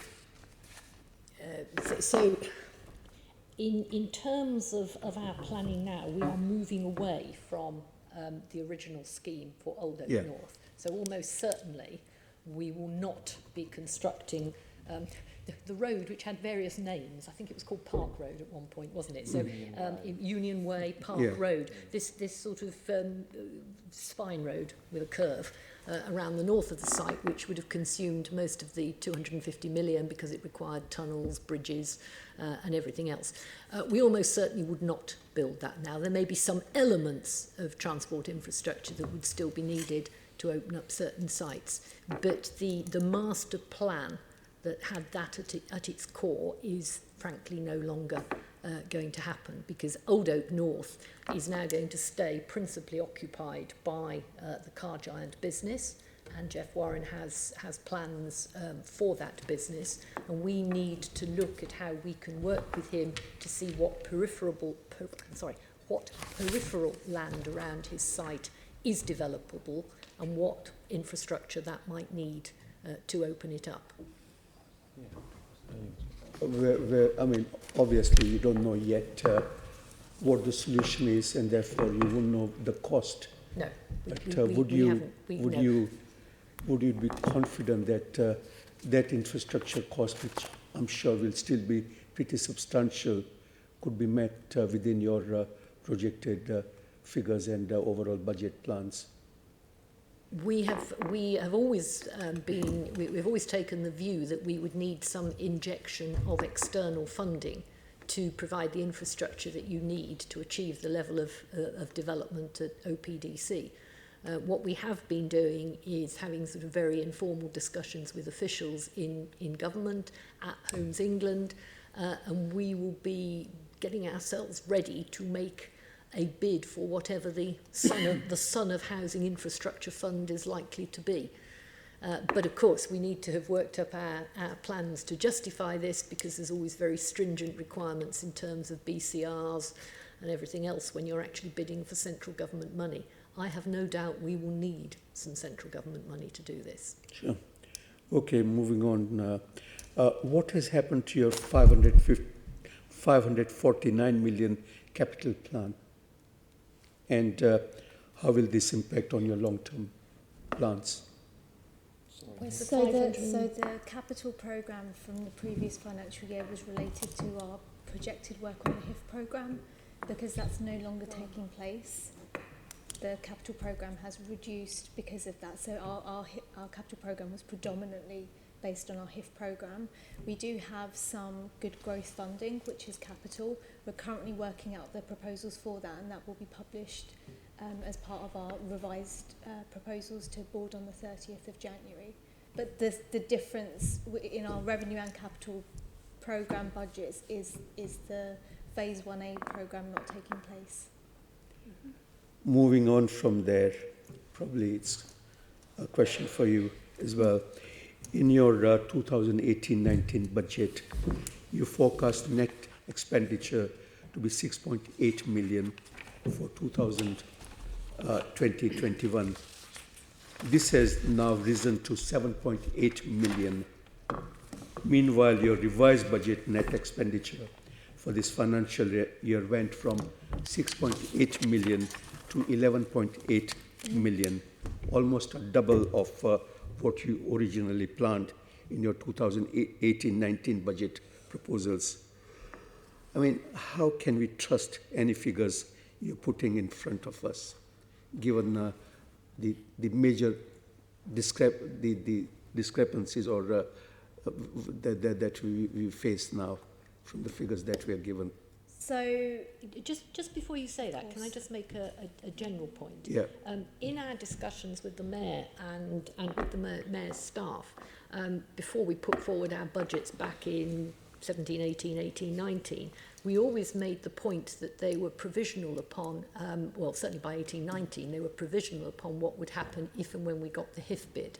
And the Mayor and his budget staff were keen that we should keep the budget at a relatively low level, and then come back if and when we got the HIF bid with our revised plans for expenditure. So I think, David, because you were party to those discussions, it's not that you can't trust the figures, it's that we knew when we were putting in the budget for 18-19 that we would have to come back for a second chunk if and when we got HIF, which of course we duly did. Is that But fair representation? given the increases, it doesn't give us confidence that you know, figures you're giving us are accurate, or that they will not again go up substantially like what I've just demonstrated. Except that we were perfectly able to justify why we needed the additional expenditure on top of the base budget once we had fair reason to think the HIF bid was actually happening, once it had been provisionally awarded to us. But I had a very specific conversation with the Mayor saying, you know, we can do this one of two ways. We can assume way in advance we get HIF and you can give us a big budget, or you can give us the normal small budget and then I shall come back for more when we have the certainty of HIF. And the Mayor and his staff chose the latter rather than the former, which seems perfectly fair. Just to confirm what Liz said, I mean, the budget numbers changed because the circumstances changed. You know, as the expectations of the HIF was going to be successful in 18, 19, 19, 20, then OPDC's spend, you know, ramped up. With the reconfiguration of their plans, then the spend reduces. It reflects the changing circumstances. Jasveer, you want to add anything? No, I mean, any increases that have taken place in the budget have been undertaken by the GLA's decision-making process. So increases to our budget have been documented via mayoral decisions, and as both Liz and David have said, they were on the basis that we required additional funding during the course of the year, which wasn't the case at the point that the budget was confirmed in February. All right, thank you. I've seen Assembly members, and I'll call in this order, Berry, Prince and then Pigeon. Yeah, I've just been going through the previous budget documents, which I have all in my bag at the moment, and it seems like there was a big increase in budget in 2019-20, not a huge one, but nevertheless there was, and you've spent that, even though you didn't get the HIF. And I just wanted to check there wasn't any, because obviously the HIF, we waited a long time for that to come, in terms of decisions and things. So at the point, I'm trying to think of the timescale, the point at which we made the budget decisions last year, we were expecting to hear that quite early in the year, and therefore your budget was increased. It didn't come through for ages, and then obviously it collapsed towards the sort of during the second half of the year. But you still managed to spend all of the budget. The outturn is so that's my question really. Is this is the problem. What was the increased revenue in 2019-20 during the current year? Yeah. So the 2019-20 budget was increased from the previous year based on additional expenditure that we'd forecast that we required for the HIF bid. At Q2, we did forecast an £800,000 underspend on that budget, but we're currently undertaking a thorough review of our forecasting for Q3, so we'll be able to give you an accurate forecast for the end of the year. We only undertook critical path activities related to HIF, so that we are expecting there to be further underspend. The forecast at Q2 was based on the current programme at that point, which was that phase 1 was continuing. So the actual outturn may be lower. Yes, absolutely. Because at the moment, I mean, your budget was timing further issue. increased mid-year versus the budget that we agreed. at the moment, the forecast outturn is higher than the budget we agreed this time last year. Because at the point during the course of the year, because the HIF funding hadn't been drawn down, we were given an additional allocation by the GLA up until the point that we were able to draw down on that. I think as was mentioned earlier on, we're undertaking a reconciliation to see exactly what the spend against that is. The forecast at Q2, it's simply timing. So at that point, we were continuing with phase 1A. Clearly, we're not. We've closed down all of our supply contracts, and we'll be able to provide you with a breakdown as part of Q3 forecasting, which is being undertaken at this point in time. Okay, so we can comment on that. Yeah. Okay, so remember Prince. Thank you. So with the decision not to proceed with the HIF funding, will that affect the per unit delivery cost of any other developments that you have? The per unit costs? Per unit. Do you mean what unit? You mean per housing unit? Yeah. It's very hard to say, isn't it? I mean, 250 million was money that was attached to, I think, between 2,500 and 3,000 homes directly, and then it was going to trigger a sort of wave of additional development, which, in benefit cost ratio terms, was going to be assessed against that 250 million as well. Now, what I can't say at the moment is whether an equivalent number of homes being delivered through the new approach that we're working on will cost more or less to the public sector than HIF would have cost, because we don't have those plans worked up in that level of detail. But, I mean, it's worth pointing out, I think, that one of the reasons why we have shifted our focus towards these major public land holdings mainly to the north and west of the HS2 station, actually, is that not only are those sites in public ownership, which makes it, frankly, a lot easier to engage with the landowners, but also if you look at the existing infrastructure that links those sites, it's a lot better in the main than the infrastructure at Old Oak North.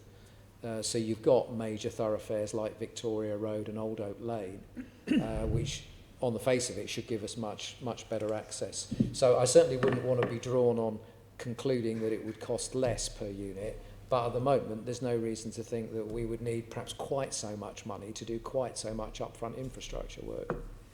But that is going to be work in progress that we'll have to come and report back to you in due course once we're in a position to hopefully finalise our plans and re-engage with government over any future infrastructure funding that we may need. Thank you. Assembly Member Pigeon. Yeah, in your opening statement, you talked about an enhanced focus on Park Royal, except all you've talked about is Old Oak pretty much throughout this, so it doesn't seem to me that there's that great a focus. But I know the local business communities, such as Park Royal Business Group, West London Business, have always been wanting you to focus far more on Park Royal. So in terms of your budget, where is the balance? Are you able to define for us how much is going into the work with Park Royal and how much is going on to the Old Oak sites? Well, I'll let David do the detail of that, but forgive me, I mean, the reason I hadn't talked about Park Royal was because all the questions have been about Old Oak. Sure, I'm very happy to talk about Park Royal. I felt since I've been chairing OPDC that we have not devoted enough time and attention to Park Royal. I mean, the problem was we had very little sort of budget to play with in terms of any capital to spend in Park Royal. But what we have done is used our staff resources to investigate what the challenges and issues for the businesses on Park Royal actually are. And did a substantial fact-finding exercise. Our little engagement team knocked on every door of every business in Park Royal to talk to them about their challenges. And out of that, it wasn't a huge surprise what they came up with, because I think if you walk around Park Royal, you can see what some of the problems are. But out of that, we have put together a programme.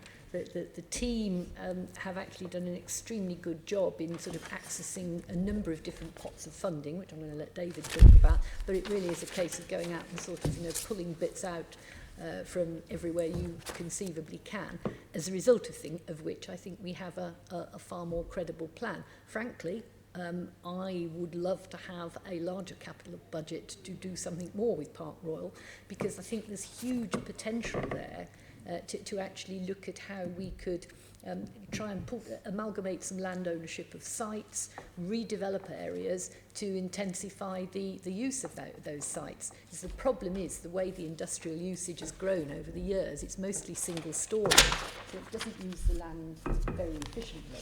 We're massively short of strategic industrial land. If we could double or treble the usage of an individual site, you might then actually around the periphery be able to give up other sites, or at least turn them into sort of mixed-use development. So there's huge potential there. It's a case of having enough resource to do something. But we're not without hope, because we have started pulling in various sort of pots and pockets of funding, and I have great hopes we'll persuade people like Jules Pipe to give us even more from various of his funds, or perhaps even David Luntz from Housing and Land. But talk to us a little bit about what we've got already. Yeah, I mean, it's a welcome question, actually, because I entirely concur that, there tends to be so much discussion about Old Oak, and Park Royal sometimes seems to get a bit left behind. And you rightly say, I mean, it's got phenomenal potential, and people forget quite how significant the Park Royal Industrial Estate is to the London economy. So, we've spent a lot of time, as Liz says, trying to think about ways to support the business community there and try and improve the long-term viability and sustainability of the UK's largest industrial estate. And I'm pleased to say that we've got, some more budget in the revenue side next year. So I think we've got around about 700,000 allocated for Park Royal initiatives in the mainstream revenue budget. But what is perhaps more important is that we have been using that, and we'll be using that next year to leverage considerably more money from the TfL Livable Neighbourhoods Fund, from Good Growth Funding, from DCMS. Quite a lot of this is already secured, which is great. We've got 11.6 million from the Livable Neighbourhoods Fund to deal with some of the issues around traffic, congestion, and moving, if you like, as they say, modal shift in Park Royal away from reliance on the motor car towards public transport, walking and cycling, which is very exciting. We've got £1 million secured now from DCMS to support digital fibre broadband, because quite extraordinarily, the UK's largest industrial estate is almost entirely still reliant on copper cabling for its internet and broadband. So that £1 million will make a dramatic improvement in large parts of the estate. And there are other really interesting and exciting things going on, like we're working with Network Housing on an old refectory building that they own, on a round 3 good growth bid, which will convert that space into a small business incubator hub. There's quite a number of these things. I'm not going to go through them all, but it's really quite exciting, I think, and also gives us the opportunity to not only talk up the importance of Park Royal, but to do it on the basis of some really practical projects that will improve the conditions for businesses and the local community on the ground. So it's not all about talk, it's actually about implementing projects. Yeah, to deliver something. Yeah, I think exactly. just so that we don't give you false hope, have we actually secured the 11 million from TfL? I'm sorry, no. That's still. I'm getting ahead of ourselves. Yeah, sorry. I'm getting overexcited. I'm so sorry. I should have said. It's a shame Mike isn't still here. Yeah. We could. But we've had some very positive indications. Okay, thank you. Okay, we're going to move on. We're on a downward slope now. I'm going to touch on Car Giant. Many of the questions that we were going to ask Downward slope. towards the end of the meeting, I mean, rather than the end of the OPDC. So I'm going to touch on the Car Giant, and many of the questions that we were going to ask are either asked already or are contingent on the restrictions that we discussed earlier on. David, you mentioned earlier on that the ambition remains in the region of the 25,500 homes and 65,000 jobs. That was the original premise for OPDC. How does that work precisely without the Car Giant land? Well, as I said, I think if the overall ambition remains on a scale that is consistent with the plans that we've had for the last few years, and you take the Car Giant land out, then you need to identify where that additional scope and opportunity arises. And our view is that that is likely to be around the land that's currently in the ownership of Network Rail and HS2, which is why you know, the work that we're going to do over the next few months needs to look at not only cementing the relationships with those landowners and identifying the need for whatever we may require in terms of additional infrastructure funding or other support, but it also means that we do need to, you know, take a view about whether the planning status of some of that land needs to be looked at and reviewed again. And that's something that we have already alerted the planning inspector to, because I think it's very likely that we are going to need to re-engage with the local plan process, possibly have another 1 or 2 hearings. But there are opportunities, I think, if the long-term future for Car Giant is going to be employment related, which as we know now it will be, does this then mean that there are opportunities to perhaps release more land elsewhere that might come forward for mixed use development? And that's the sort of conversation that we're having internally and that we're going to take to the board at the end of January and share more widely with colleagues here and the wider public. So the patches of land that you touched on, currently in the ownership of HS2 and Network Rail, are they not covered by the Memorandum of Understanding that was signed some years ago? Well, the Network Rail land, yes, is, but the, you know, our view is that the Memorandum of Understanding is a useful document and it's a very useful starting point for further engagement and discussion with Network Rail and government. But it was put together at a certain point in time when the assumption was that OPDC would effectively buy the Network Rail land interests at existing use values. Of course, the question that was never properly answered at the time was, well, that's fine, but, you know, is there a budget to actually undertake that transaction, which there never has been. I think our thinking today is twofold, really. I mean, one is, you know, Network Rail's land holdings and indeed HS2's HS2's land holdings are also subject to some of those same inflationary factors that have left us with some difficulties with Car Giant. So that needs to be taken into account in terms of the cost of any purchase.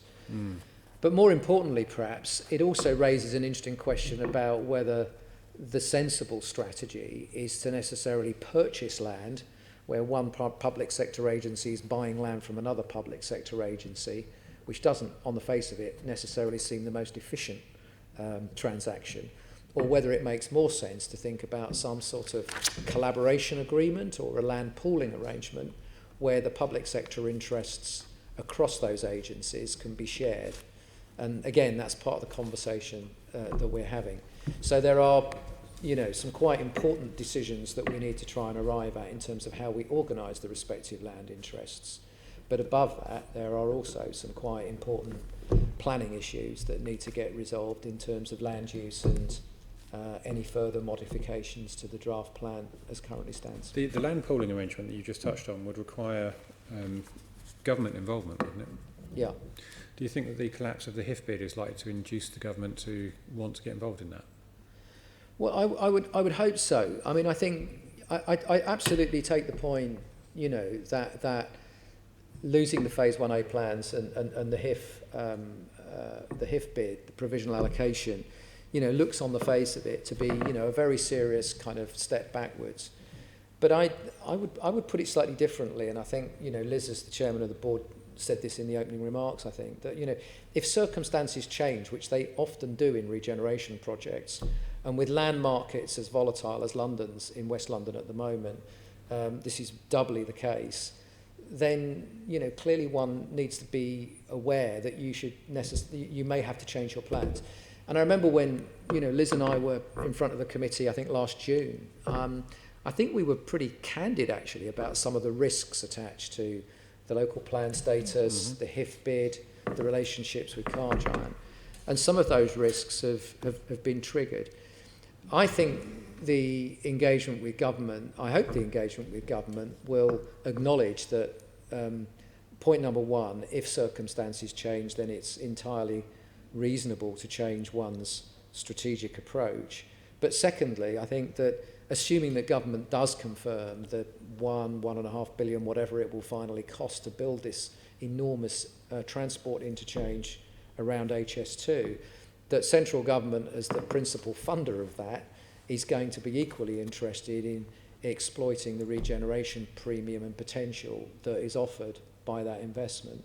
And that's really where I think the coalescence of interests means that we should go into those conversations with government in a confident way. And I think also the fact that we would be talking about public sector land, I mean, in some ways, that makes a conversation with government less risky than when you're talking about developing somebody else's private sector land. So, you know, the way in which HS2 and Network Rail dispose of their land assets can be influenced very much by DFT. There can be a conversation between MHCLG, Homes England and DFT, and one would hope, on the back of a positive HS2 decision, that we'll be able to sort of build some real interest and enthusiasm in actually doing what needs to be done around the station. Okay. Has there been any attempt to repair the relationship with Car Giant, or have you written that off? We have had a letter, I think, was it over Christmas? Just before Christmas. Just before Christmas, yes. You know, from Jeff Warren. He is perhaps, not surprisingly, still a little suspicious of where we're going, but very, very keen now to engage, suggesting a regular programme of meetings with between his team and our team, and looking at ways in which we could support his development of his site to become a centre for electric vehicles over the next decade. He suggested things like regular meetings before, and it's not really been received particularly warmly. Is that going to change? Well, no, that's a little unfair. We have suggested regular meetings, and frankly, he's the one who's been a little more lukewarm about it. But he invited the board, didn't he? And we read out the email at the public meeting where David inexplicably copied into Jeff Warren, which was quite an interesting tactic. That was a completely different issue. That was about him trying to set conditions for who actually could attend a site visit, and he wanted the board to attend the site visit without officials. And I took the view that we wanted to take officials with us. If, you know, in any public sector situation, ministers, MPs, Assembly members, you know, frequently take officials with them, and what was the problem with that? Anyway, that was all suitably resolved when we did make the Car Giant visit in the end. I didn't have David with me, I took officials with me. Okay. I think just for the record, I would say that I do entirely appreciate where Car Giant have been in terms of the conditionality they've set around meetings and so forth. We were clearly in a very difficult, quite adversarial relationship with them. The truth of the matter now is that I think the relationships are certainly a lot more positive. I met with Jeff Warren and his team before Christmas. We've agreed on a process of engagement now. That process of engagement, I think, can happen on a much less conditional basis. And in fact, I think there's quite a lot of shared excitement, actually, about the prospect of not just, if you like, burying the hatchet in terms of the previous plans, but helping Car Giant evolve as a business to play a fairly significant role in the shift of, motoring in London away from reliance on fossil fuels. So I think we've got a mutual interest in helping to support each other as we evolve our new plans And I in think that direction. also we would be very keen to see you know, to look at how his site can indeed be improved, because as part of a new district of London, you know, he's still working from a lot of very old buildings, which he would like to modernise and replace, and I think change very much the nature of the whole environment there. So Okay. it won't be a bad thing to have a second-hand car processing plant on your doorstep if you live over the road or a few hundred yards away. Nearly used. He doesn't like me calling it. Nobody is a processing plant. It is not a second-hand car business. That's true. Okay, we're going to move on to the final section, which is about risk, and Assemblymember Berry's leading that. Great. Okay. So, and it seems from what we've been saying so far in this meeting that essentially the budget, you've got no capital budget in there at all currently, and the budget for the coming year is down as 8.6 million, and then for each of the next 3 years is 8.1. Seems to me like it's a bit of a wild guess in the first place, and there isn't that much money at stake in terms of money that we're spending. So I don't want to talk for ages about capital risks and all of the other things that we could because we've not got much time, if that's okay. But if we can stick to the risks, to the money that's proposed to be spent in this year. There's virtually no capital risk at the moment because you don't have capital programme. Exactly. So we could talk for ages about. I don't want to say the words HS2 and then be here for another hour, basically. But essentially, in terms of where you're at with Network Rail and HS2, are we just waiting for the final decision on HS2 before anything further happens, or is there any progress in terms of Network Rail agreements? No, we're certainly not to report? waiting. I mean, we've got a very active and senior level process of engagement with both Network Rail and HS2. So those discussions are going on on the assumption that the plans for HS2 will be confirmed as we hope they will do. So we're not hanging around waiting for the decision. But clearly, until the decision is made around the future of HS2, there's always going to be some risk and uncertainty around concluding any deals. And have you got a contingency plan for if things change to get on with doing other things instead? Or is this what you're talking about in terms of making a new strategy? Well, when you say if things change, do you mean if HS2 is cancelled? Yeah, in relation to sort of any of the things that you're talking about with Network Rail, or you're just relying on this one assumption? I mean, are there bits of Network Rail land you could get on with doing something quick on? I mean, there's quite a lot of land there, so there are. Yeah, I mean, certainly, well, in terms of Network Rail, we are working closely with Network Rail on things like plans to regenerate and remodel Willesden Junction Station. Now, I'm pretty confident that if HS2 were not to happen, there is still a lot of value in kind of regenerating Willesden Junction Station, which is already a great interchange, and it's one of the worst stations on the network. So things like that will continue regardless. For HS2, I think things would be slightly different, obviously. They own a lot of land. They are allocated mainly as work sites or largely as work sites. If, for whatever reason, HS2 didn't proceed, then it would be for them and their political masters to decide what to do with those sites. So I think the answer is, in the absence of a firm decision around the future of HS2, there is still a lot of work for us to do, particularly with Network Rail. Yeah, okay. Yeah. We'll wait for your new strategy. The other question was about the local plan. I think you sort of suggested that there might be some slight changes. That's not quite as the reflects what's going on with the local plan, is it? I mean, you've got the interim findings asked for an entirely new integrated impact assessment on sustainability to be published alongside what the inspector called major modifications. It seems to me like it's going to be major modifications to the local plan. I mean, to what extent does the local plan process need to go backwards through the steps that it already took? I think that's perfectly fair. I mean, I think we will be making probably fairly significant changes to the local plan, and we will go through whatever consultation process is required. I predict there will be a proper full public consultation. And a fairly major new examination, I would have thought as well. And that in due course will probably will lead to a further examination. Okay, so and is there any opportunity to borrow money to pay for any infrastructure? I know you talked a little bit about how you're going to try and fund. Well, I don't think that. I could say yes, we'd love to go and borrow some money, but I don't think David would. Well, within the scheme of delegation to OPDC, any borrowing decisions need to be made by the GLA. If the GLA were to borrow, we need a revenue stream. So OPDC's capacity to borrow at the moment is very limited.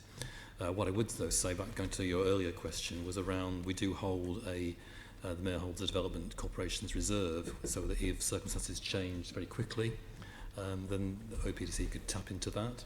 And as Liz mentioned at the very outset, we're obviously very open to looking at potential opportunistic purchases that could actually then be a good use of GLA's cash. So the same options are available to OPDC as we had before. Okay, so I think we got to the point where we were discussing previously that you'd start to get revenue streams and be able to borrow at some point, because I know that you didn't have a... Well, there's certainly options that OPDC looked at earlier with the local boroughs as potentially pooling some of their business rates, but those conversations obviously need to be kick-started once OPDC come with a clearer direction.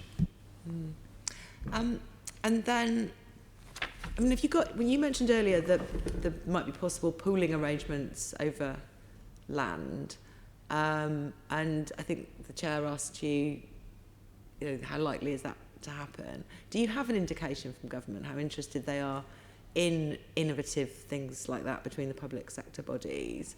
And if they were interested in piloting something like that, to what extent would they go for a site like this, which is difficult and has a pile of other risks attached? It's a question for David, I think. It seems what he said he was talking to the government about cooling arrangements. I don't know the answer to that with any confidence, but I think that I think the fundamental point remains here. Number one, assuming HS2 happens, there is likely, I think, to be quite a lot of interest from central government as well as London government about extracting the maximum kind of growth and regeneration potential as a consequence of that investment. Point number one. Point number two, there is definitely interest inside government in the idea of looking at major public land holdings and trying to maximise the value of public agencies working together. It's something that, the current Prime Minister is on the record as saying in his role as Prime Minister, never mind his previous role as Mayor of London. So, there is an official government position now that says, let's see if there's more that we can do by getting public sector bodies to collaborate effectively. And in addition to that, I would say that, certainly based on the conversations that I and senior colleagues at OPDC have had with government officials and Homes England officials, who I think appreciate why we have had to release the interest in HIF. They have been very supportive, actually, of the idea of looking at whether there should be a need to re-engage around additional support, funding support, if that can help to cement this kind of alliance of public sector interests around the new infrastructure. So, it doesn't feel to me as though we've had any doors slammed in our face. In fact, I think it's the reverse. I think there's an encouragement to think in this way. And indeed, government intervention, ought to be in sites that are difficult. Otherwise, the private sector would take care of them. I mean, that's the whole sort of definition of what's always been the definition of regeneration that I've worked public to. Land, though. I mean, this is, Yes, I know, but I mean, you're saying would they be put off by the fact that it's challenging and difficult? Well, no, it's the very thing that you would expect to see government support for. And if you can harness the land they've got plus some additional support, to get your 2 and 2 to make more than 4, preferably make 5 or 6, then it strikes me as a pretty good situation for the government to want to invest some of their funds in. Yep. No, it would certainly help us. So hopefully we can be making the case to the Prime Minister, who after all had an interest previously in the corporation, to take it. I mean, I just hope that the difficulties we've had so far haven't harmed London's reputation within government in general. That they will be interested in trying things out with us. The difficulties we've had over the OPDC site, and it's something that I have talked sort of regularly to Homes England and MHCLG about, I don't think have harmed London's reputation, because I think it is accepted that this is an exceedingly difficult site to get going, as indeed are many big regeneration sites. They take a long time. You do have changes of direction. Occasionally you have failures. And we will, I'm confident we will do something with this site in the end, provided we get a positive HS2 decision. Okay, and then sort of just finally, you are proposing, like I sort of hinted earlier, that to spend quite a lot of public money still in the next year on this. Is it? I mean, we'll wait and see what your final budget is. But this is only a little less than what the whole of the London Assembly costs London. So, we want to make sure that this is money well spent and that there shouldn't be potentially a pause while a lot of these risks are taken on. So we'll probably feed that back as part of the budget process, because I know these numbers are potentially a bit uncertain right now. Okay, Assemblymember Pigeon. I want to pick up the issue reputationally. Assemblymember Bay picked up the reputation of London, but actually the reputation of OPDC has been significantly damaged, I would suggest, by your pursuing of a plan that couldn't be delivered. The planning inspector came out with a judgment that wasn't in your favour. You've had to give the HIF bid back. So what is your relationship now like with the DFT, Network Rail, other government departments and also the Mayor's office here in terms of moving forward in the next stage of, and next iteration of what you see to deliver in this area? Let's deal with the Mayor first. We have discussed with the Mayor and his advisors a revised approach to this. I think he was disappointed initially, perfectly fair. But I think he also accepts that you know, if you've tried something and it doesn't work, you just don't keep on bashing away at it and spending more money when it's not going to get anywhere. And he has certainly been very supportive of us looking for a new approach. So we still, as far as I'm aware, as of today, have the full support of the Mayor for what we're proposing to do.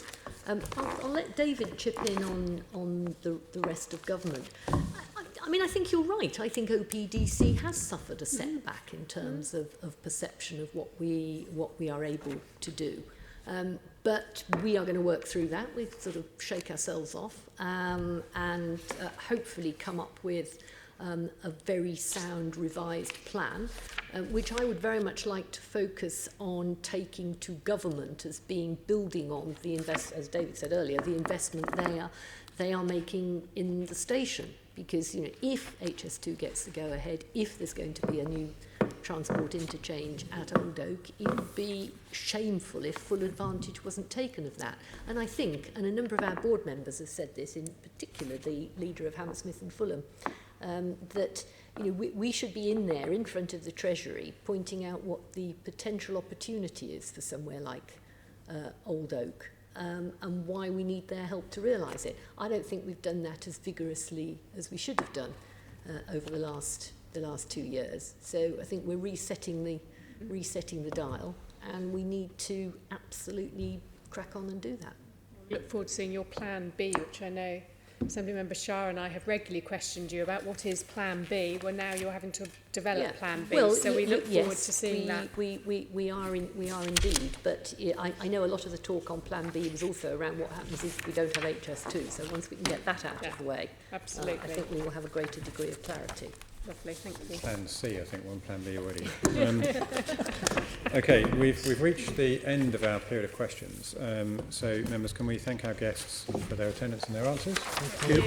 Can we note the report and this morning's discussion? Item 5 is the Budget and Performance Committee work programme. Can we note that? Indeed. Item 6 is the date of the next meeting, which is tomorrow at 10 o'clock in here. Item 7, any other urgent business? Not urgent business really, but really sort of closing remarks from me, because this is my last meeting as the chairman of the committee. Unfortunately, having been elected up the river, I just can't be here enough to do justice to the job of being chairman at what is the busiest time of the year for this committee. So I'd like to thank officers, especially Gino and Laura, for all the work and effort they've done keeping me on the straight and narrow over the last 4 years, and colleagues, because I think this has been a quite productive committee. I think we've done some pretty good work. I think we've uncovered some reasonably good stuff, and we've done it in a usually a non-partisan and constructive way, and I think that's been very much appreciated.